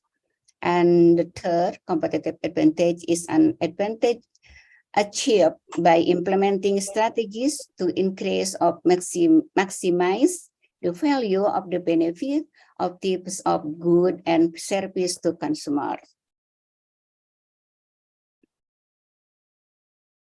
Competitive advantage. Here are some definitions of competitive advantage from various expertise, and I want to talk the important point about competitive advantage. The important point about competitive advantage, the first, product or service quality. Product and service quality. Competitive advantage can be obtained through superior product or service quality. Product or service that are better than competitor can attract new customer and retain existing ones. The second, cost effective atau cost efficiency, cost effectiveness and cost efficiency. Competitive advantage can also be obtained by improving operational efficiency. This can include reducing production costs, efficiency in the supply chain, or reducing cycle time. Three, the innovation can help create competitive advantage by creating new product or service that are not yet available in the market, or by introducing innovation in business process that improve performance. And differentiation in competitive advantage refer to the way in which an institutional make a product or service that is different or better than the product or service provided by its competitor. This could include special feature, maybe better quality, a better customer experience, a stronger brand, or better customer service. Ladies and gentlemen, talk about The attribute of authentic leadership have 4.4 pillars. Yeah. The second, self-awareness. Self-awareness talk about an authentic leader must have a heightened sense of self-awareness about their strengths, weakness, value, belief, and life experience. Self-awareness help authentic leader to understand themselves and others better. Self-discipline. Self-discipline is the second pillar in authentic leadership, refer to the ability of leader to control and regulate himself with high discipline and consistency. This includes the ability to make sound decisions and carry out assigned tasks effectively, efficiently, and in a timely manner, maybe without requiring supervision or encouragement from others. And have consistency. Consistency, I think, in authentic leaders must be consistent in his action and behavior. This will help the trust, integrity in his leadership. Second and third, transparency. Transparency, an authentic leader must be open and honest in communication with others. Transparency help build trust and strengthen the relationship between leader and follower. And purpose or vision in authentic leadership refer to the underlying idea of why a person lead and what he wants to achieve through his leadership. These are large, maybe the large goals that go beyond short-term financial and operational goal, and usually involve a vision for social change or the wider public good.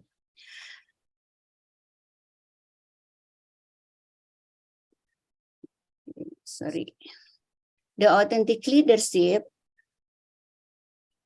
I call it house authentic leadership, house of authentic leadership, become the most convenient place to create competitive advantage through 4 ways, which are encouraging. This is maybe can see it. Develop, improve, increase, encourage. We start from encourage. Encourage innovation. Encourage and innovation. Authentic leadership can encourage employees to innovate and seek creative new solutions.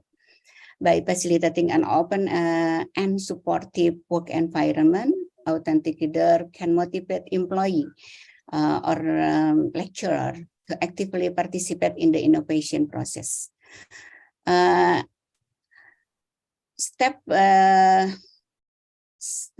second step, increasing employee engagement. Increasing, I think increasing the lecture engagement. Authentic leadership can help increase employee engagement by building strong relationship with them. Authentic leader understand their employees' value and goals and work to provide a work environment that allow employee to develop personal and professionally. Second and third, improving product. I think improving product and service quality. In higher education, service quality, the authentic leader can help improve product and service quality by promoting a work culture that focus on quality and integrity. Authentic leaders can champion values such as responsibility, honesty, and trust, which can help build a positive organization reputation and create a competitive advantage. And the last, developing employee skill, developing lecturer skill and expertise. Authentic leadership can help develop lecturer skill and expertise by providing the necessary support, feedback, and recognition. By strengthening employee skill, and expertise organization can increase productivity and maintain competitive advantage. Authentic leaders can contribute positively to an organization competitive, organization competitive advantage. Here are some ways in which authentic leader can help create a competitive advantage. This is the host of authentic leadership for competitive advantage.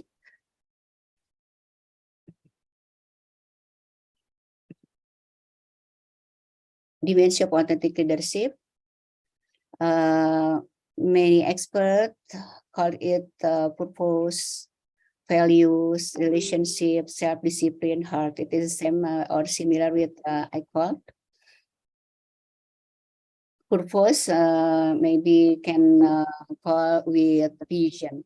It is the first effort from authentic leader to build organization.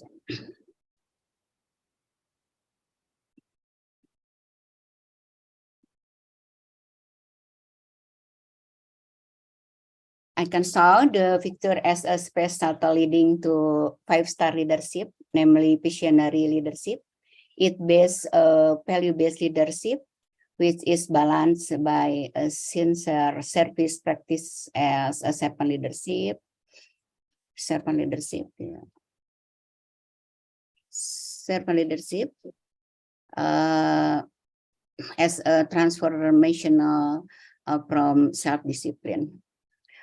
And then it progressed to is the wing to fly, the wing, I think wing, the wing to fly, namely transformative leadership and instructional of or constructive leadership. I mean for the can play to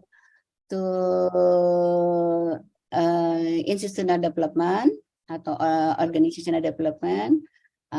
We have two wings, relationship and heart. In leadership can call constructivistic leadership and transformational leadership. Its content is the integrity of overall style guided by self-awareness. As a leader, having integrity. This is all for my explanation. However, it can be useful. Thank you. Assalamualaikum warahmatullahi wabarakatuh. Waalaikumsalam warahmatullahi wabarakatuh. Please give applause to Professor Anko Maria. Thank you very much for your very interesting presentation. It is very beneficial because it discusses on the qualities that a leader should have, an authentic leader for sure to reach a competitive advantage. All right, ladies and gentlemen, I would like to invite you, if you have any question to Professor Anko Maria, you may ask the question directly by raising your hand. All right, we already have one person who would like to ask a question. All right, please, the first. Yeah.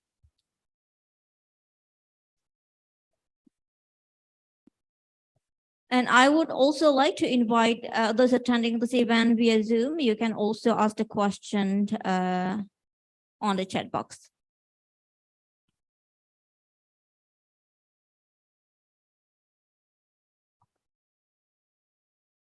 Okay, Bismillahirrahmanirrahim. Assalamualaikum warahmatullahi wabarakatuh. Assalamualaikum warahmatullahi wabarakatuh. Hello, Professor Aan. Halo, assalamualaikum. My name is Alifa Liana. I'm English department student. I have a simple question actually, but I'm not good in English. Maybe my pronunciation is still bad, but I hope you understand this. Okay, my question is, leadership is very important nowadays, but talk about leadership, where does leadership come from and how to build leadership in a person? One more, and does everyone have a possibility to have leadership? That's all, Professor, and thank you. Thank you. Okay. Yes, leadership indeed very important in various aspects of life, such as in our life, organization, politics, and maybe until personal life. Building one's leadership skill take time, effort, and commitment, but it is possible with the right mindset and strategies. Some way to build personal leadership. The first self-reflection. All of you is leader. I think if we refer to Al-Quran about pemimpin in Arabic term, I forget. Okay, self-reflection. The first step in building personal leadership is to reflect on your own strength, weakness, and value. Take some time to identify your leadership style. You communicate with other, and we have power to help them. Your personal goal, want to help other, want to give happiness to other. I think it's the identity. If you have style of leadership, you have a potency, or you have a character of a leader. And the second, continuous learning. I think the first self-reflection, and then you continuous learning. Continuous learning is a continuous process, and building personal leadership require a commitment to ongoing development. Attend seminar, maybe read book, listen to YouTube, watch YouTube, and enroll in leadership development program to gain new insight and skill. To build other to be a good person, maybe you can many communication, with them. Effective communication is critical to successful leadership. Practice active listening, empathy, and clear communication to build other. And to communication for to be a good leader. The first, authentic leadership. The first, layina. And the second, ma'rufa. Layina is not rude in communication, and ma'rufa is always encourage other to have insight, new insight. I think it's like that. Thank you. Thank you very much, Professor, for your answer.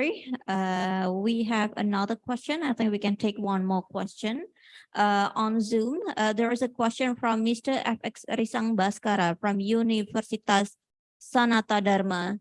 And the question is, how can higher education institution develop and promote authentic leadership among their faculty and staff, and how can this contribute to creating a competitive advantage in attracting and retaining talented students, faculty, and staff, fostering innovation, and building a strong reputation for the institution? Okay, that's the question, Professor. Okay. Okay, developing authentic leadership can certainly contribute to a competitive advantage for organization. Authentic leadership emphasizes the importance of self-awareness, transparency, and ethical behavior, which can help create a positive organization culture and build trust among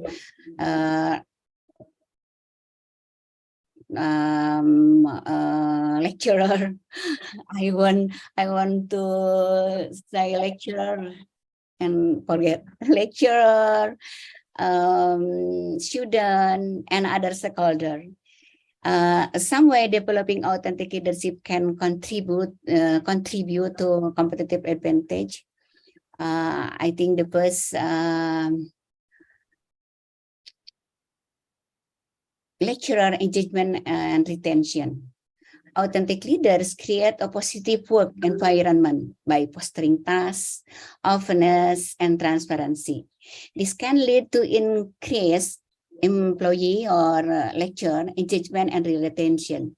As a lecturer are more likely to feel value and motivate to contribute to organization's success, like as good researchers, good authors for publication by Scopus Indexed, DOS Indexed, I think, and have a group research to develop the science and practice. The second, innovation and creativity. I think authentic leadership give lecturer and student to build innovation and creativity. Authentic leader encourage creativity and innovation by creating an environment, maybe the facilitating of environment where the lecturer feel free to express their ideas and take the risk. This can lead to new ideas and approach that can give the organization and competitive advantage. And agility and adaptability. I think authentic leadership are adaptable and agile, as they are often to feedback, willing to learn, and willing to make change as needed.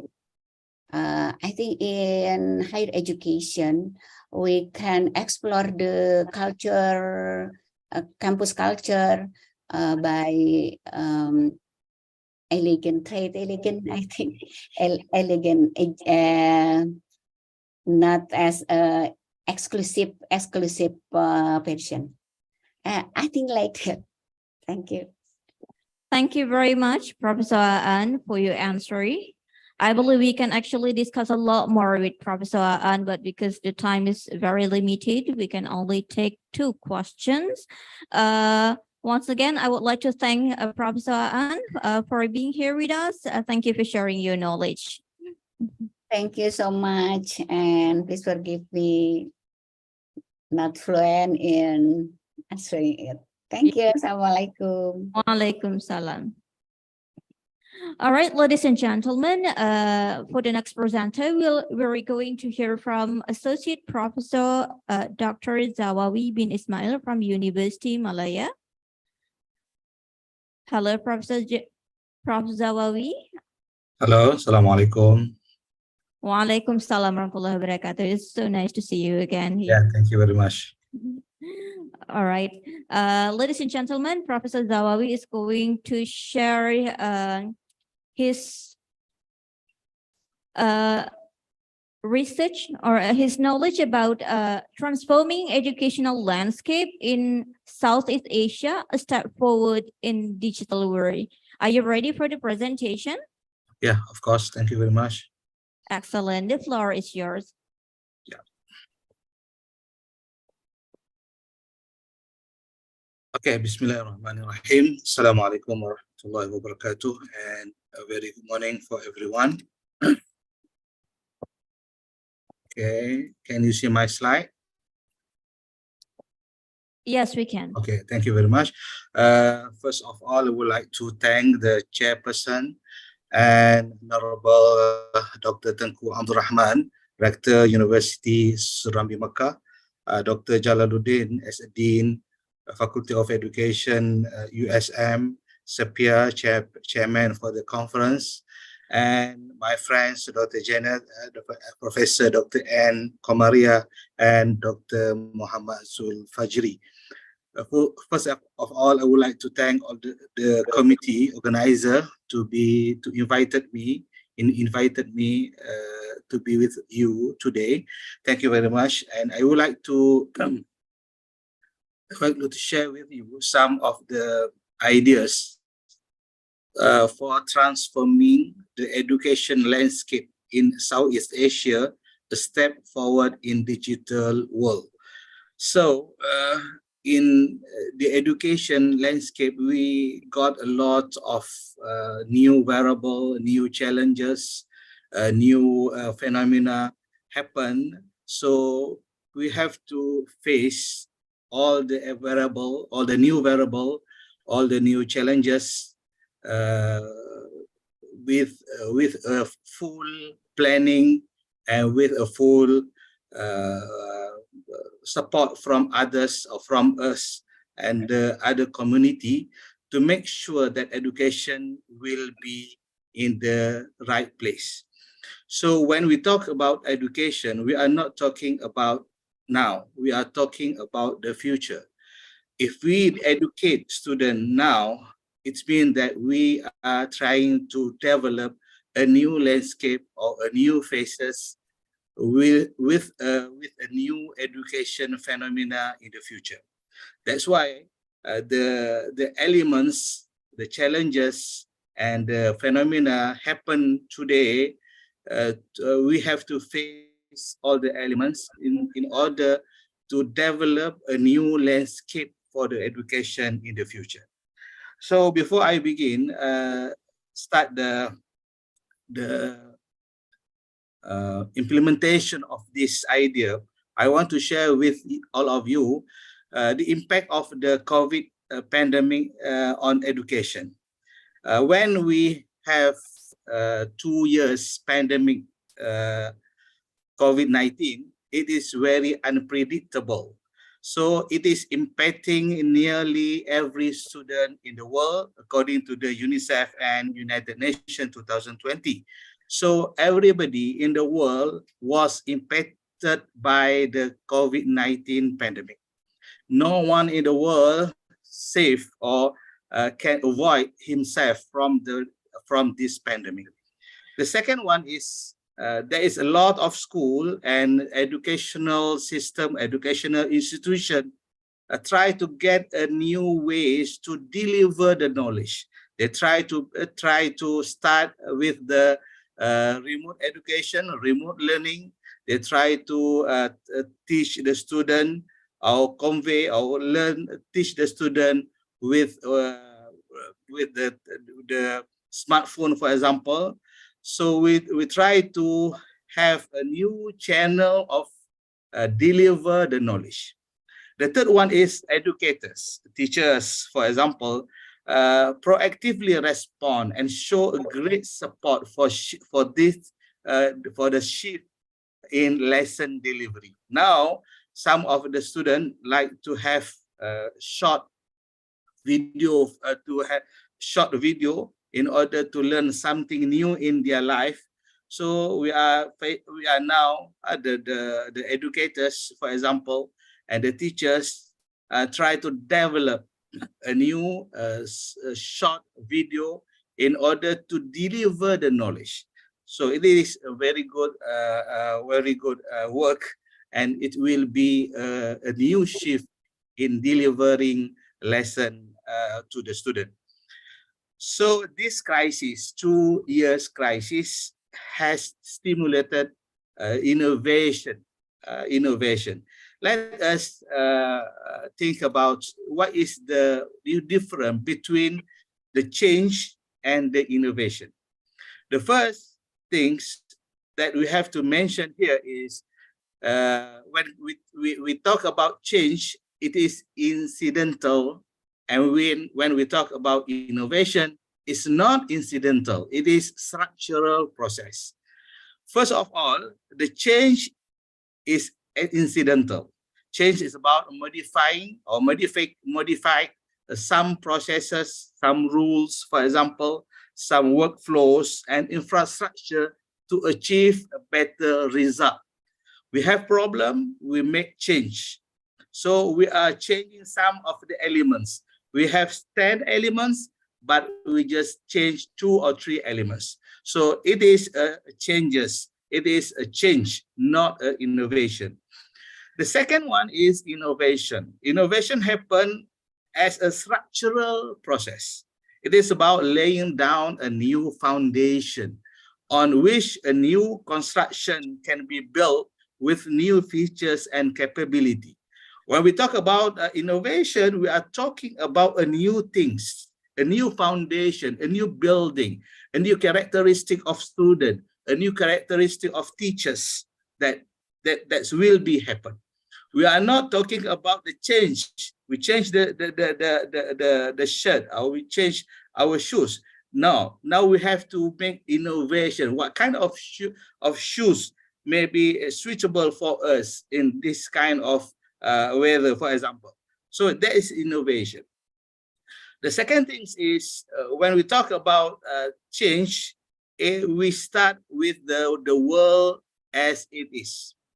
Immediately we can confront with a huge problem. We have problem, we solve the problem by changing of some of the elements. For example, when we have problem with our clique, for example, with with Ahmad, we try to have a new friends. For example, we deal with Samsul, for example. That's a change. The second thing is when we talk about innovation, the world as it should be.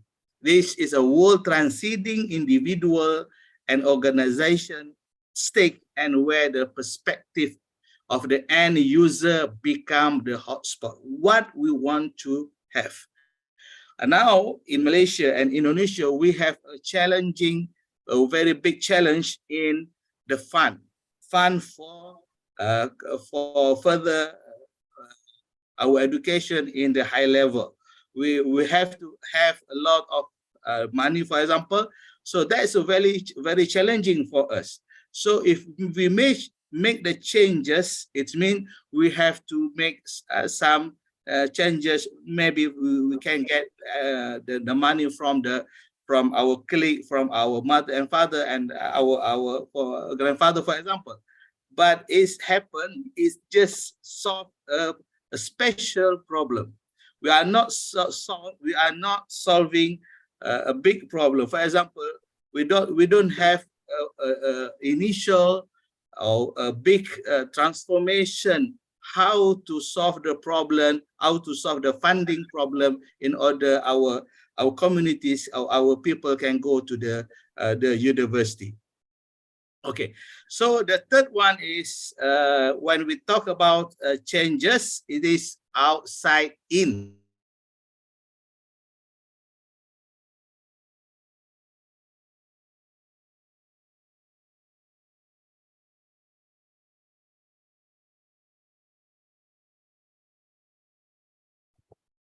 Hello, Dr. Zawawi.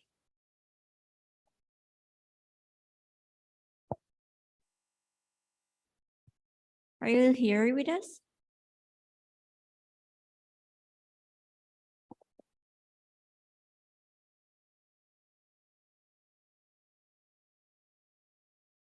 Well, ladies and gentlemen, it seems like Associate Professor Dr. Zawawi is having a internet connection problem.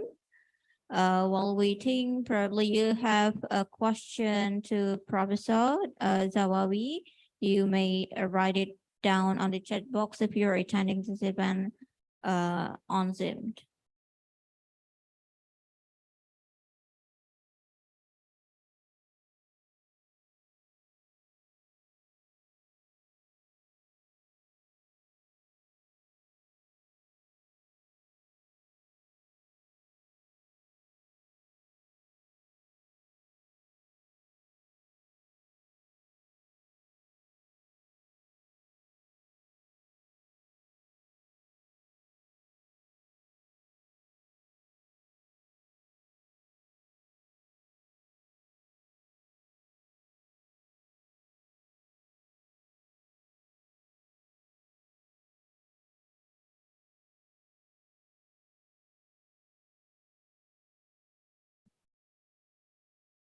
All right, ladies and gentlemen, while waiting for Professor Zawawi, probably I will let you know a little bit about Professor Zawawi, that he is currently the Dean of the Education Faculty of University of Malaya, and he received a number of awards and stewardship, like Best Paper Award, currently, recently at IPG Kampus Perempuan Malaka, and he also received Anugerah Buku Negara from Anugerah Pengajian Tinggi, and become one of the panel for Halakah Hospital Mesra. Then he also hold a position as penasihat luar bagi pembangunan semakan kurikulum Institut Pendidikan Guru Malaysia. And what's more interesting that he also received certificate of excellent services a number of times from University Malaya, the place that he is serving currently.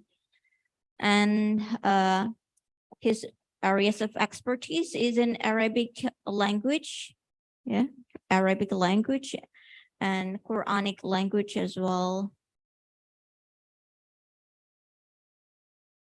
So that's a really outstanding profile of our keynote speakers. Okay, so let's wait for 1 or 2 minutes perhaps for Professor Zawawi.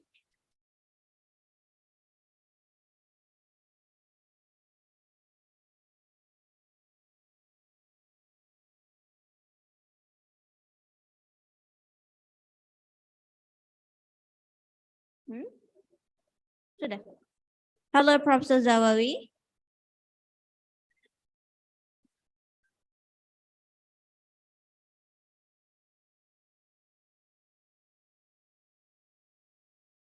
Sudah ada.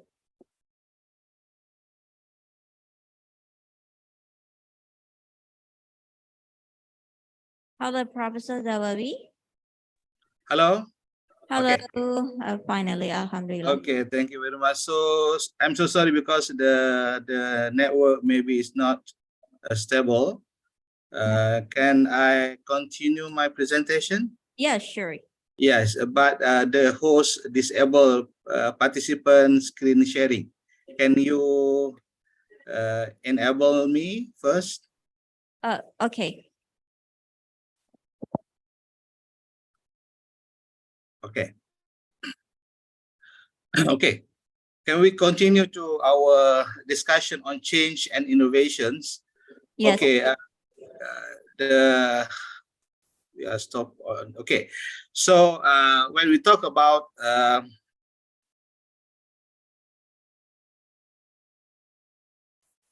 innovation, we are talking about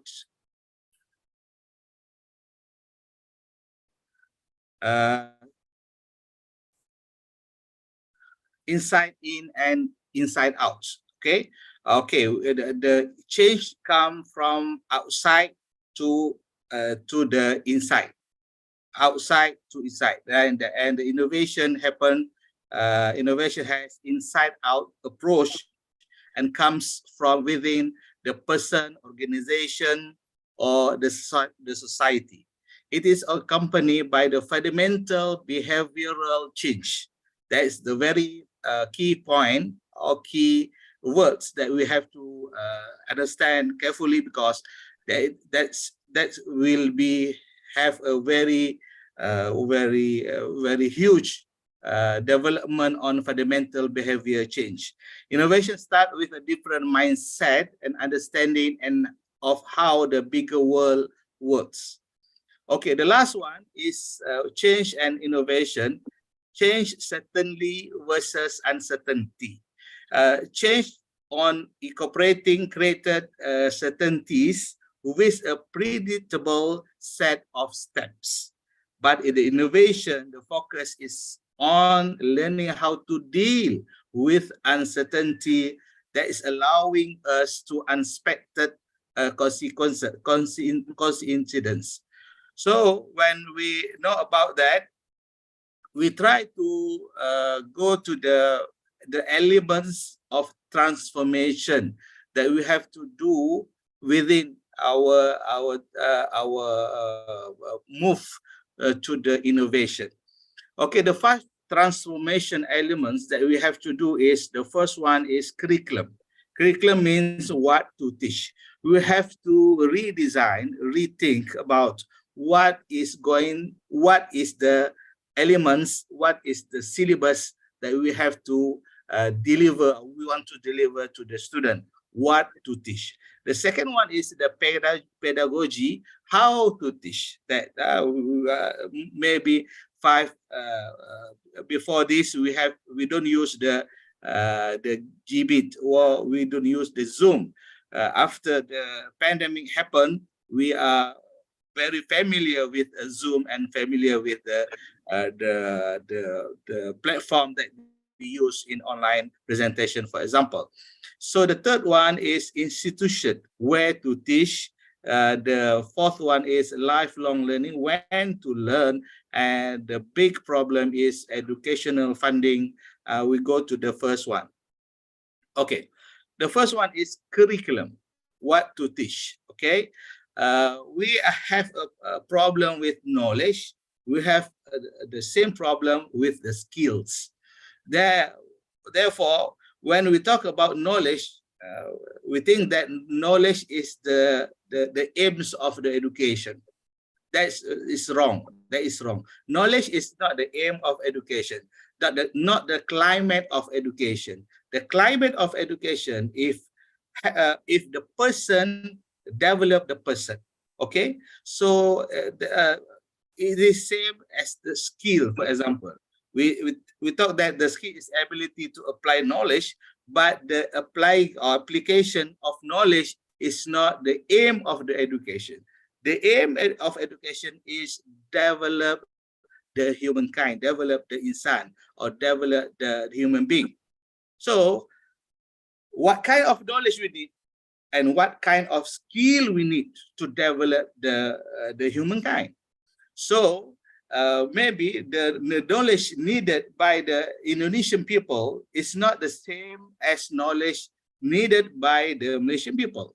So the knowledge is different, is okay, but the aim of the knowledge is to develop the people outside, or develop the student. Okay, so we have to rethink about what kind of knowledge, what kind of skills. And now we are facing a lot of problem with the values, for example. What kind of values we want to teach or to share with the students? Okay, the second one is curriculum. The second one is pedagogy. Pedagogy. So how to teach? Students now are diverse and have different levels of abilities and interests.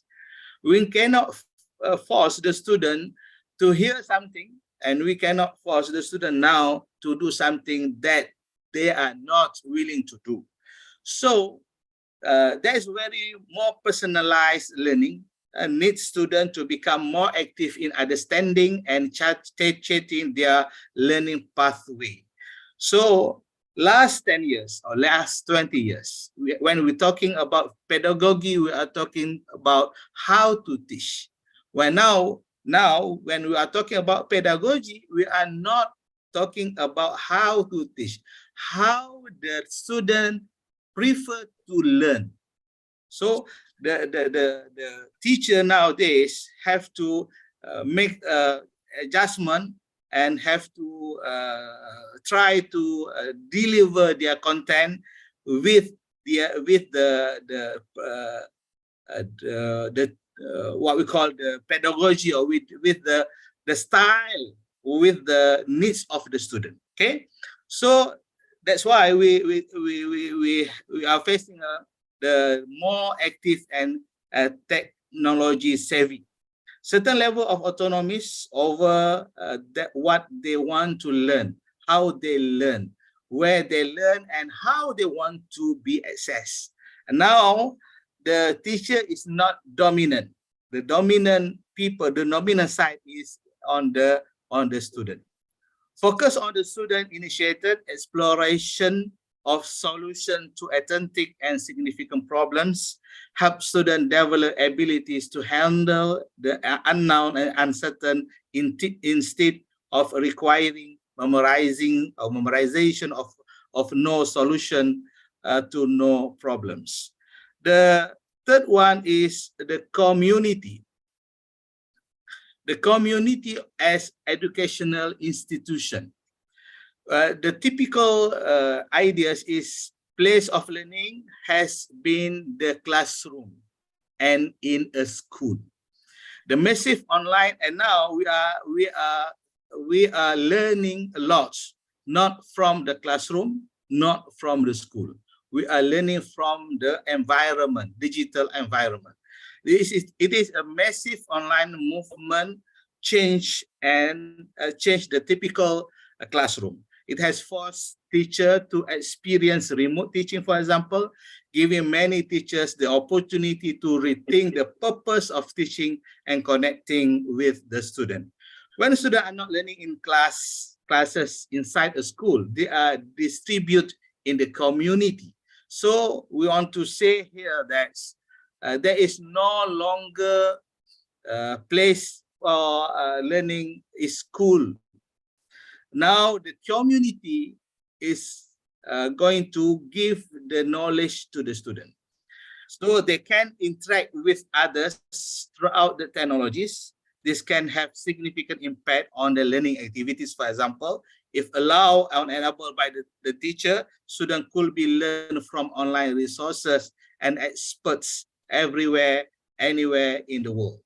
Those their way of learning change from the classroom to the community as institution of teaching and learning. Now, the community of the place for teaching and learning more bigger is involved all the community as a institution of teaching and learning.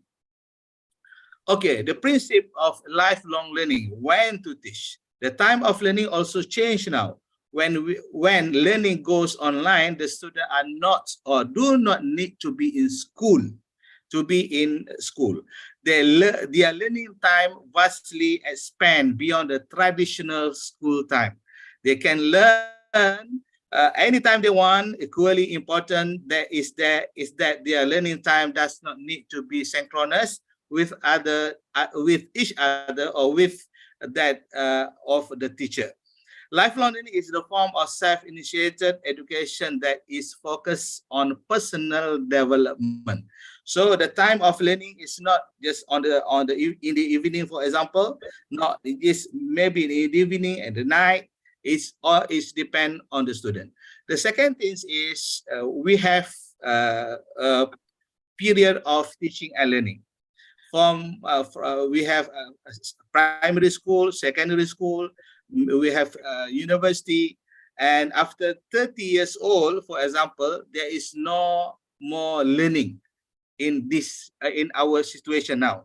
But in the future, and we are now starting on that, after 30 years old, 40 years old, 60 years old, we have to learn, because the lifelong learning is applicated of was very what we call a norm, become a norm in our life now. So lifelong learning is very important, and this will expand the teacher knowledge, expand the syllabus and other things. The last one is educational funding as alternative. There is no free education. There is no free education. Yes, we go to school, we are not paying any fees. It is not means that it is free education. There is no free education. When we don't pay the fee, another party have to pay the fee of the school. Lack of funding means an ability to invest in what matter for the student. Funding is needed in school to buy more than just textbooks now. School need proper funding to allocate the maintenance of the building, regulation code, support staff, and other activities and technologies equipment, meal plan, for example, and other things. Lack of funding has an effect on the student academic progress and student psychology. The lack of these resources can have a negative impact on the student progress. Now we have to accept the policy from the government in Malaysia and in Indonesia, the same topic, where the government is not giving the full fund to the university or to the academic or to the institution of education. So we have to find out by ourselves a new funding or new sources of the funding. So that maybe the sedekah is the one of the elements. The second element is the wakaf, for example. So we're trying to move from self-funding to ummah funding. So maybe now we have to pay for our children. The next level is we are not pay for our children, and the ummah will pay, or the community will pay for our children in order to have a good education system. So I would like to finish my presentation by present to you this taxonomy of transforming the education landscape. Okay, the first one is lifelong learning, the basic of the transforming. The second one is curriculum. The third one is pedagogy. The next level is learning community, and the most important part is educational funding. With that, I would like to end my presentation. Thank you very much, and so sorry for the problem happened just now. Thank you very much, Chairperson. Assalamualaikum warahmatullahi wabarakatuh. Waalaikumsalam warahmatullahi wabarakatuh. Thank you very much, Professor Dr. Zawawi Ismail. Please give applause to Professor Zawawi, everyone. Thank you for raising this very important topic, because as you said that it is very important to transform the digital, the education landscape, especially in this digital era where technology has transformed the way we teach and learn. Okay, ladies and gentlemen, if you have any question to Professor Dr. Zawawi, you are welcome to ask question directly or via the chat box. Any question? Okay, we have one question from Miss Anita Novianti, please.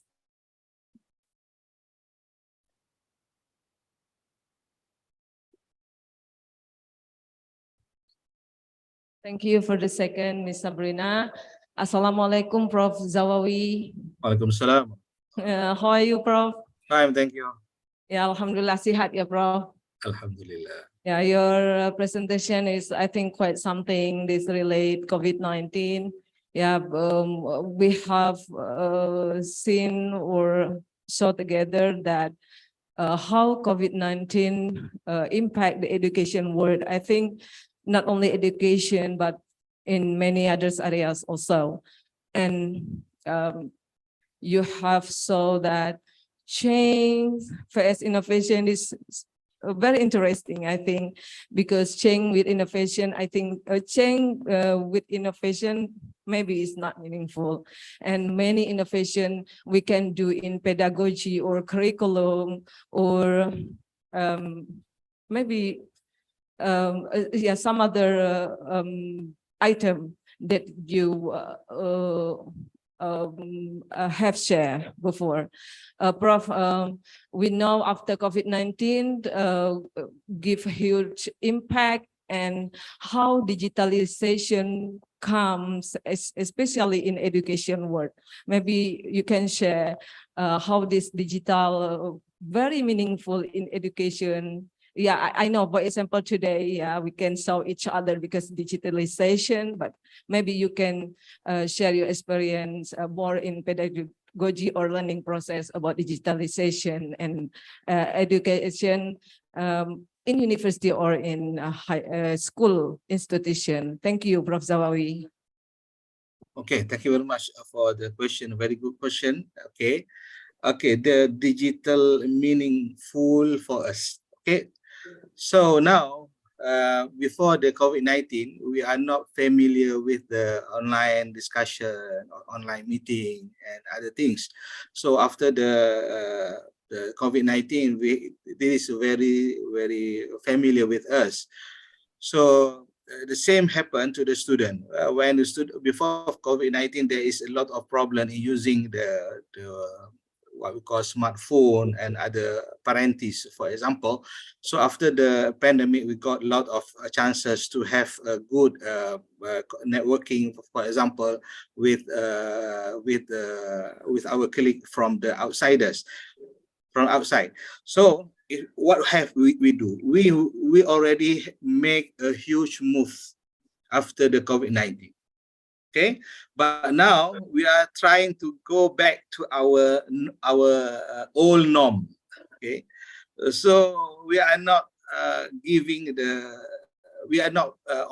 the new opportunity to have a new digital, what we call digital environment for learning.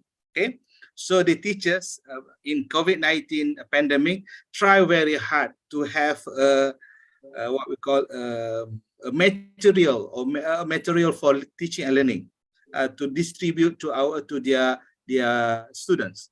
But now the teacher come back to their old norm. They are not trying to have what we call new elements, a new try to develop the content of the lesson.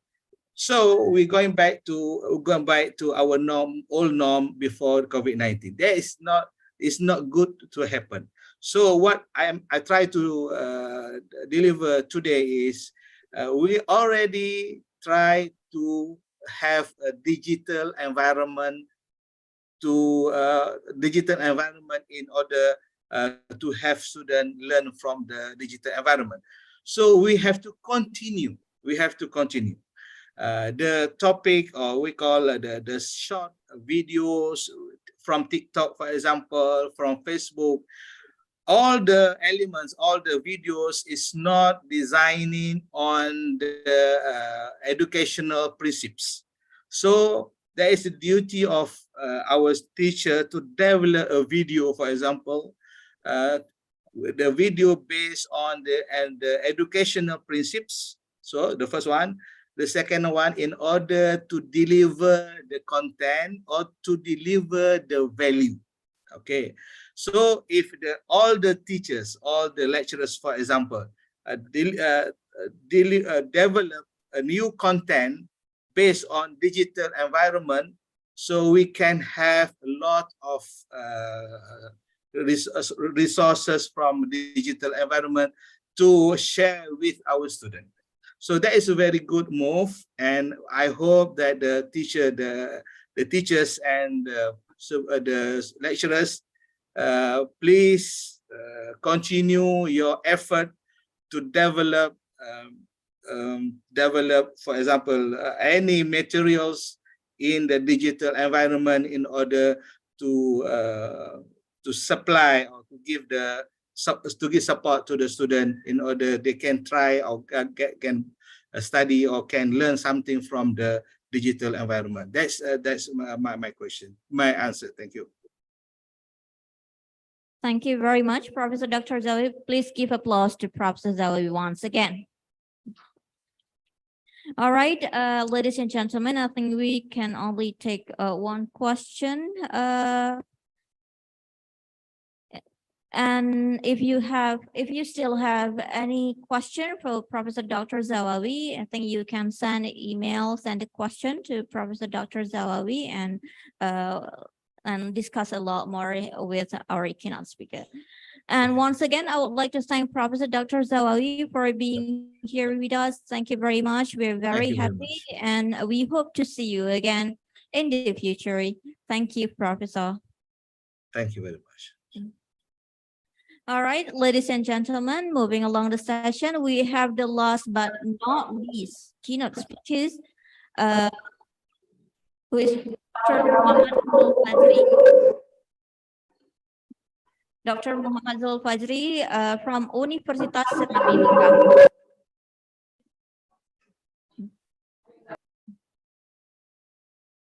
Okay. Dr. Muhammad Zulfajri is going to talk about what to do before publishing education research paper in top journal. And this topic really suits him because he has published a lot of papers in reputable journal. All right, without further ado, I will welcome Dr. Fajri for the presentation. The floor is yours. Okay, thank you for moderators. Assalamualaikum warahmatullahi wabarakatuh. Alhamdulillah. Alhamdulillah Rabbil Alamin. Wassalatu wassalamu ala asyrafil anbiya'i wal mursalin. Wa ala alihi wa sahbihi ajmain amma ba'du. For the first time, I give some honorable for the first time for Rector of Universitas Serambi Mekah, and the second for the Dean of Faculty of Teacher Training and Education, Dr. Jalaluddin, and also for keynote speakers, first time for the Dr.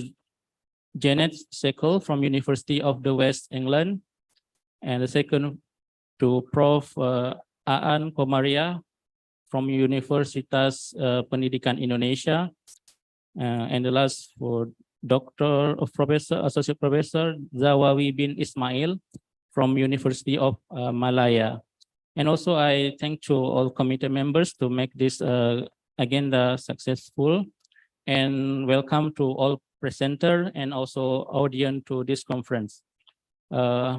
My name is Muhammad Zulfajri. I'm from Department of Chemistry Education, Faculty of Teacher Training and Education, Universitas Serambi Mekah. I would like to thank again to the moderator to give me the time to present my speech about what to do before publishing education research paper in top journal. I think not only for education, but all of the field we can learn about how to publish the paper in top journal or reputable journal. Okay, the outline of my presentation are about self-introduction, and then second introduction of research and importance of publication, for the improvement of work, and the last is publication of the work. Okay, maybe I would like to introduce myself. Now I'm assistant professor in Department of Chemistry Education, and also I have some other position such as principal investigator research group of nano and sustainable chemistry, and also coordinator of natural science lab, assessor of National Accreditation Agency for School, and also the last facilitator and expert trainer of Sekolah Penggerak program Kemendikbudristek Dikti Indonesia. Okay, I finished my PhD in Kaohsiung Medical University about medicinal and applied chemistry, and I have several awards also. And I got the first prize of the best science lecture in Aceh. And I have several publications published in Scopus Index journals, about 33. And this years I have 2 papers accepted in high quality journal, and also some paper under review and also in preparation. First time I would like to introduce what is the research. We know from the word research, yeah? Research means that we redefine the scope. Okay. Slideshow. Okay, it's okay. Okay, sorry. First time we understand about the research word that redefine the scope and contribution of our work. So we can find any idea from the reported result and literatures. And then we can find the problem and question, but we cannot judge the other paper in our manuscript that lack of data or anything. And then we can develop our methodology that depend on our goal. Don't repeat the other work experimental procedure, but we can modify or we can improve the procedure. And then we can create the novelty and the contribution of our work. And our work must be repeatable and knowledgeable by another people. Okay, so the spirit of the research for our research is there are several requirements. For minimal requirement, we find the problem and question, and can we solve the problem and question? Then we can create new values, new finding, and knowledge. Okay, so for this one, we need novelty and innovation for our research. And what is the novelty and innovation? We know the novelty the word derived from the Latin word novus for new. So it means that the quality of being new, original, and unusual. And innovation is the creation of better or more effective for products, processes, technologies, or ideas that are accepted by the society. So in our research, we can create the novelty and also innovation. Then the journal we can accept our article.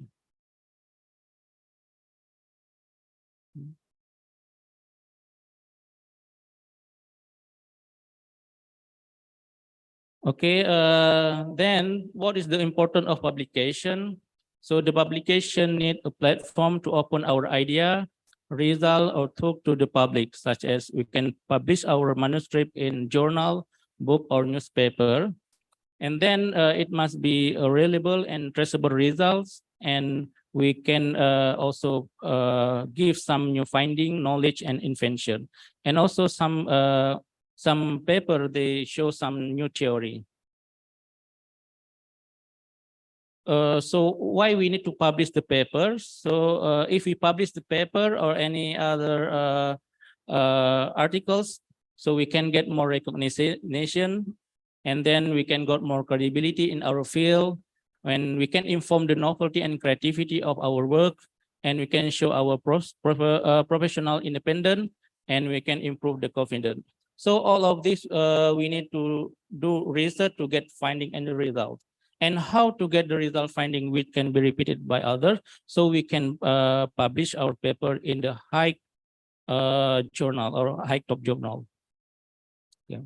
Until now, we know more than 15,000 journal in the world. So how to select the suitable journal to publish our work? So we need to check the journal in maybe Simago journal ranking or in journal citation report impact factor. So there are several categories like key 1, key 2, key 3, key 4 journal. There's different categories, high, middle, or low, or bottom 25% for key 4 journals. So we can select which one is better for our research. And then the accepted rate of top journal, especially for key 1 to key 3, is usually low. As we know, the accepted rate for key 1 journal is now usually below 20 to 25%, so very little. And why is our acceptance rate lower than others? Maybe our paper has lack of experience on. We have lack of experience on submission, and also maybe we just follow. We do papers. Other people make paper. We can make paper, but we don't know the paper's qualities. And also maybe we submit the manuscript to the wrong fields. And this is the big problem, is writing problem for research. Okay, how to improve our work? Maybe we can focus on 1 or 2 field only, or research interest only. And we don't need to put 2 ideas to 1 paper, but we can make 1 idea for 1 paper. So if we have 2 ideas, we can have 2 papers. And then we can write clearly, use a simple word or sentence, don't make it difficult to read our papers. And then we need to know the other people that active in research with our field, the same as our field. Maybe we can ask them to serve as the potential reviewers for our manuscript. And the last, we can read more paper from different journal and learn their style, and also novelty from the papers. This is very important to get new or to get a novelty for the research area. Okay. And how to find the problem? It's important for us to read more papers and learn also from other experienced people, like attend to meeting, like this conference, also symposium or others. And also we can find any information from Google Scholars, SciFinders, Web of Science, or also in Simago journal ranking. And also we can have several multidisciplinary training and also thinking. Okay. And also to find the paper, we need to check the paper, which one is important for us. As I suggest, review paper is very important for us to understand the whole of field that we interested. And then the most cited paper also we can get it for reference, and also cover story on or feature story article.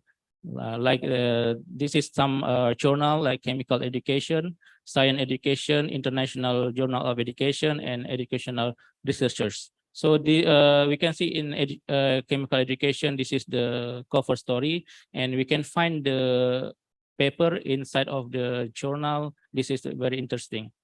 So then we can select the top journal to check the area and also categories of journal like education, learning sciences, and introduction, chemical education, and other education field. That's depend on your background.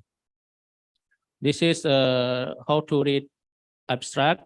So abstract, we can read the title if you are interested in the title. So this journal can be downloaded for your reference, and we can read several sentences in the first abstract and also in the last abstract, because in the first abstract, content of general background and specific background, and also knowledge gap, and also the last you can read the implication of the research. Okay. For after we have the research, we understand what how to improve our research. We can publish our research or work. So research work should be shared to others and be repeatable. Importantly, we understand that our paper must be repeatable. Okay, don't make paper then other people cannot repeat our work.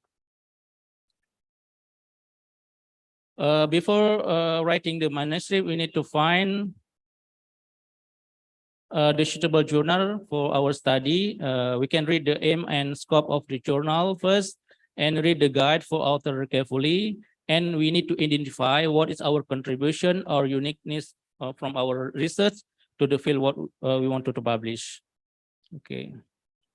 So this is the what the author or reader want. First, speedity, quality, and reputation. Usually, if we want to publish paper, we check the journal that can publish in 1 month or until 3 months, not 1 year. Okay, and also we check the impact factor. In fact, high impact factor means that the journal is good journal for us to publish, and also the reputation. The journal must be supported by international network of leaders in their field or the society, not just impact factor.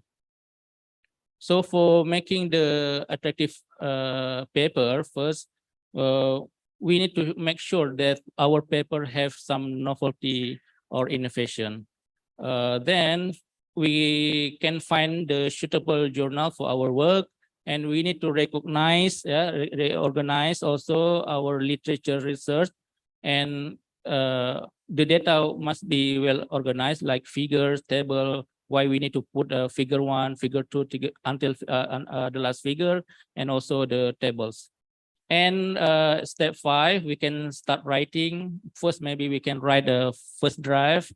After that, maybe we set aside for a day or week, if possible, for us. Then we can repeat the step to rewrite our first draft, like a second draft, third draft, fourth draft, and others. And maybe we can ask someone to read our paper. Then they can do proofread for our paper. After that, we finish the writing and we can submit our paper. Yeah. This is a very important information for us. Why our paper usually be rejected by journal? There are several reasons for paper rejection, maybe lack of novelty or significance. Maybe we just repeat another people word. There is no novelty from our research. And also fragmentation. Maybe one research we can separate for several parts and then we publish. Maybe this is not good. So we need to do whole research, then we can publish in one journal. And this is the big problem for English. We need to learn how to write English better in our for our manuscript, and also out of the scope of the journal. This maybe we submit to the wrong journal for our manuscript. And this is the example of my paper rejected by International Journal of Science and Mathematics Education because maybe lack of novelty or significance. Okay, I guess some suggestion. We need to prepare our manuscript according to guide for author, especially for reference format, because we make many mistakes about the reference format. We don't check the reference format from the journal because different journal have different reference format. And then read and learn formal and elegant word from journal paper we are interested in, because if we read more paper in the journal, we can know how the style, English style, or the content of the paper published in that paper in that journals, and then we can discuss the word with our collaborator with interdisciplinary thinking. Then the last, we can well organize figures and tables. Okay. Other thing we need to learn, we need to manage our time, communicate with our advisor for student, co-workers or collaborator, and also very important, avoid plagiarism. For conclusion of this presentation, I want to tell that, please read more paper, think independently more, do by ourselves more, and ask question more, and discuss our result more. Then we can find a good result, good manuscript to publish in high quality journal. And this is my acknowledgement for my group, research group of Nano and Sustainable Material Chemistry Education in Universitas Rami Mekah, and my collaborator, Professor Jenin Gary Huang from Frontier Spectroscopy Lab, Kaohsiung Medical University. And for the material of presentation, I credit to Prof. Ru Angdong from National Tsinghua University, Hsinchu, Taiwan. Thank you very much for your attention. Assalamualaikum warahmatullahi wabarakatuh. Thank you very much, Dr. Zulfadri, for sharing your knowledge on the strategies how to get papers published in top education journal. And this is very informative, very, very useful, especially for us educators. And what I can get from your presentation, like if you want the better result or the best result, we need to do more and more. All right, ladies and gentlemen, if you have any question to Dr. Zulfadri, please, I welcome you.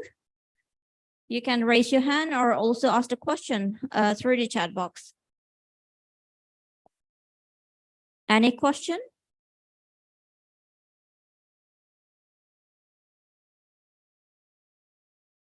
We have one question from Dr. Saptia Irnanda.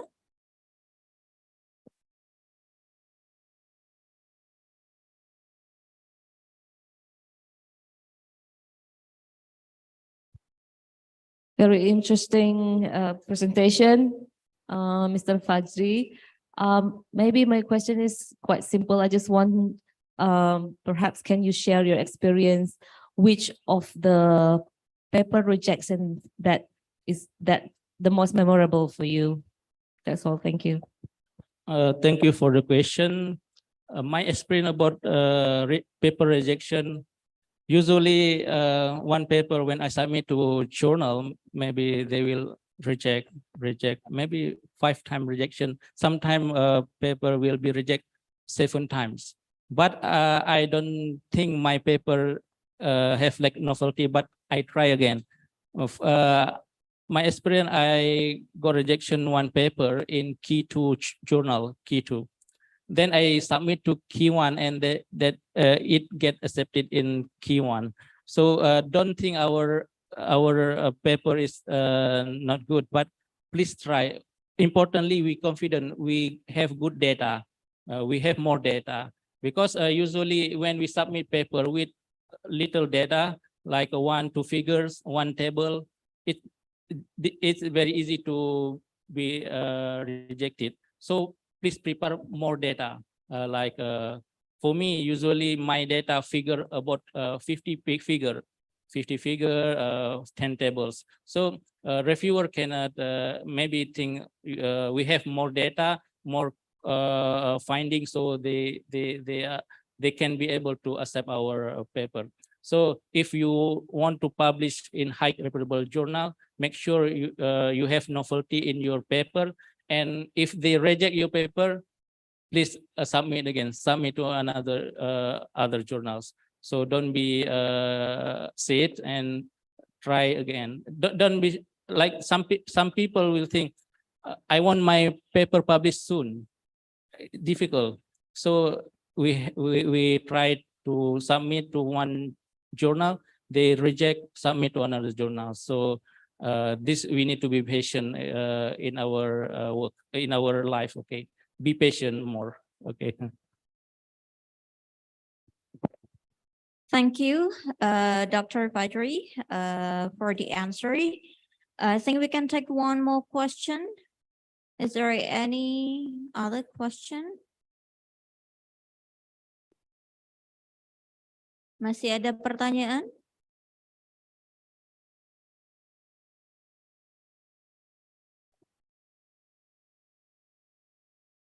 Okay, I think we've got one interesting question on Zoom here from Mr. FX Risang Baskara from Universitas Sanata Dharma.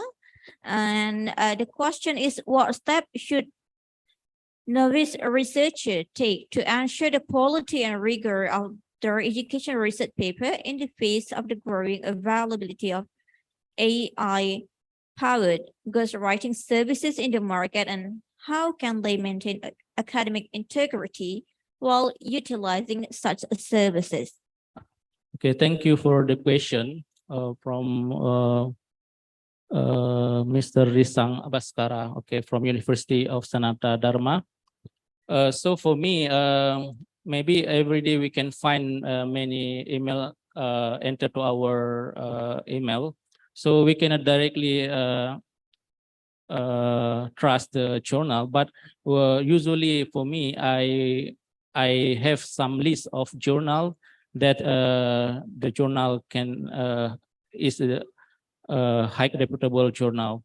Then for the step to ensure the quality and rigor education research paper, maybe for me, I usually check the last paper from the journal, what they work, and then we can find this is the new novelty for the research area, and make sure we can do the same procedure, or we can improve the procedure. But for maintaining the academic integrity, maybe we need to be aware about the several journals that they have predatory for our article, and they need some money from us. So I think we need to be aware about this journal, and also we need to get more information from the journal, and also make sure our checking journal also we need to compare to other journal of other quality, and also we have our list which journal is better for us. I think like this. All right, thank you very much, Dr. Fajri, for your answer. I hope that will benefit all of us. All right, ladies and gentlemen, finally, we come to the end of the panel session. We regret that the panel session to end here because the presentation that we already had were really amazing. But before closing the session, I would like to thanks again the speakers, the keynote speakers of this conference for their time and their knowledge, and also for the presenters of this conference, as well as the participants who have made the discussion alive. Perhaps before we end the session, we can take a photo session together.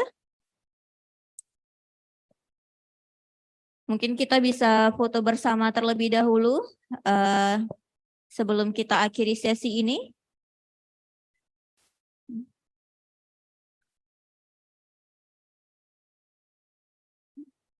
Yang menghadiri acara ini via Zoom, to those attending this event via Zoom, maybe you can turn on your camera. Boleh dihidupkan kameranya semuanya ya, Bapak Ibu. Hadirin, kita foto bersama dulu.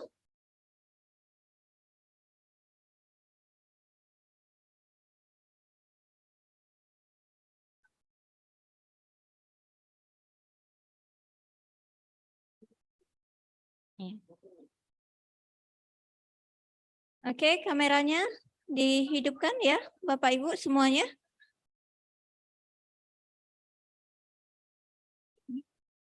Yang di Zoom di screenshot.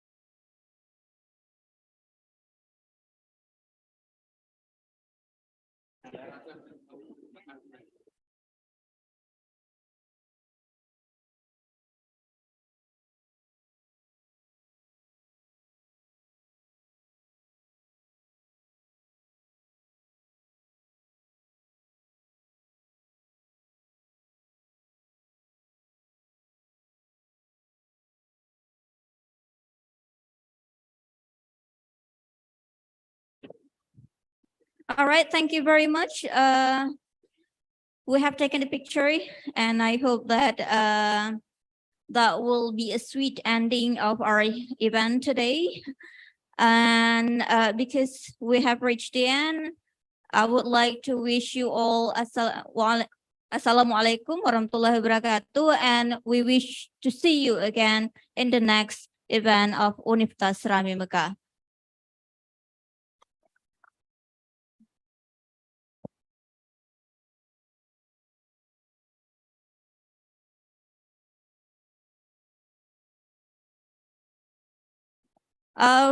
For the presenters of this conference, I would like to remind you that our session will begin in 1 hour at 1 p.m.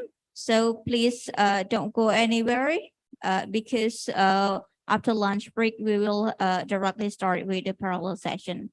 Thank you.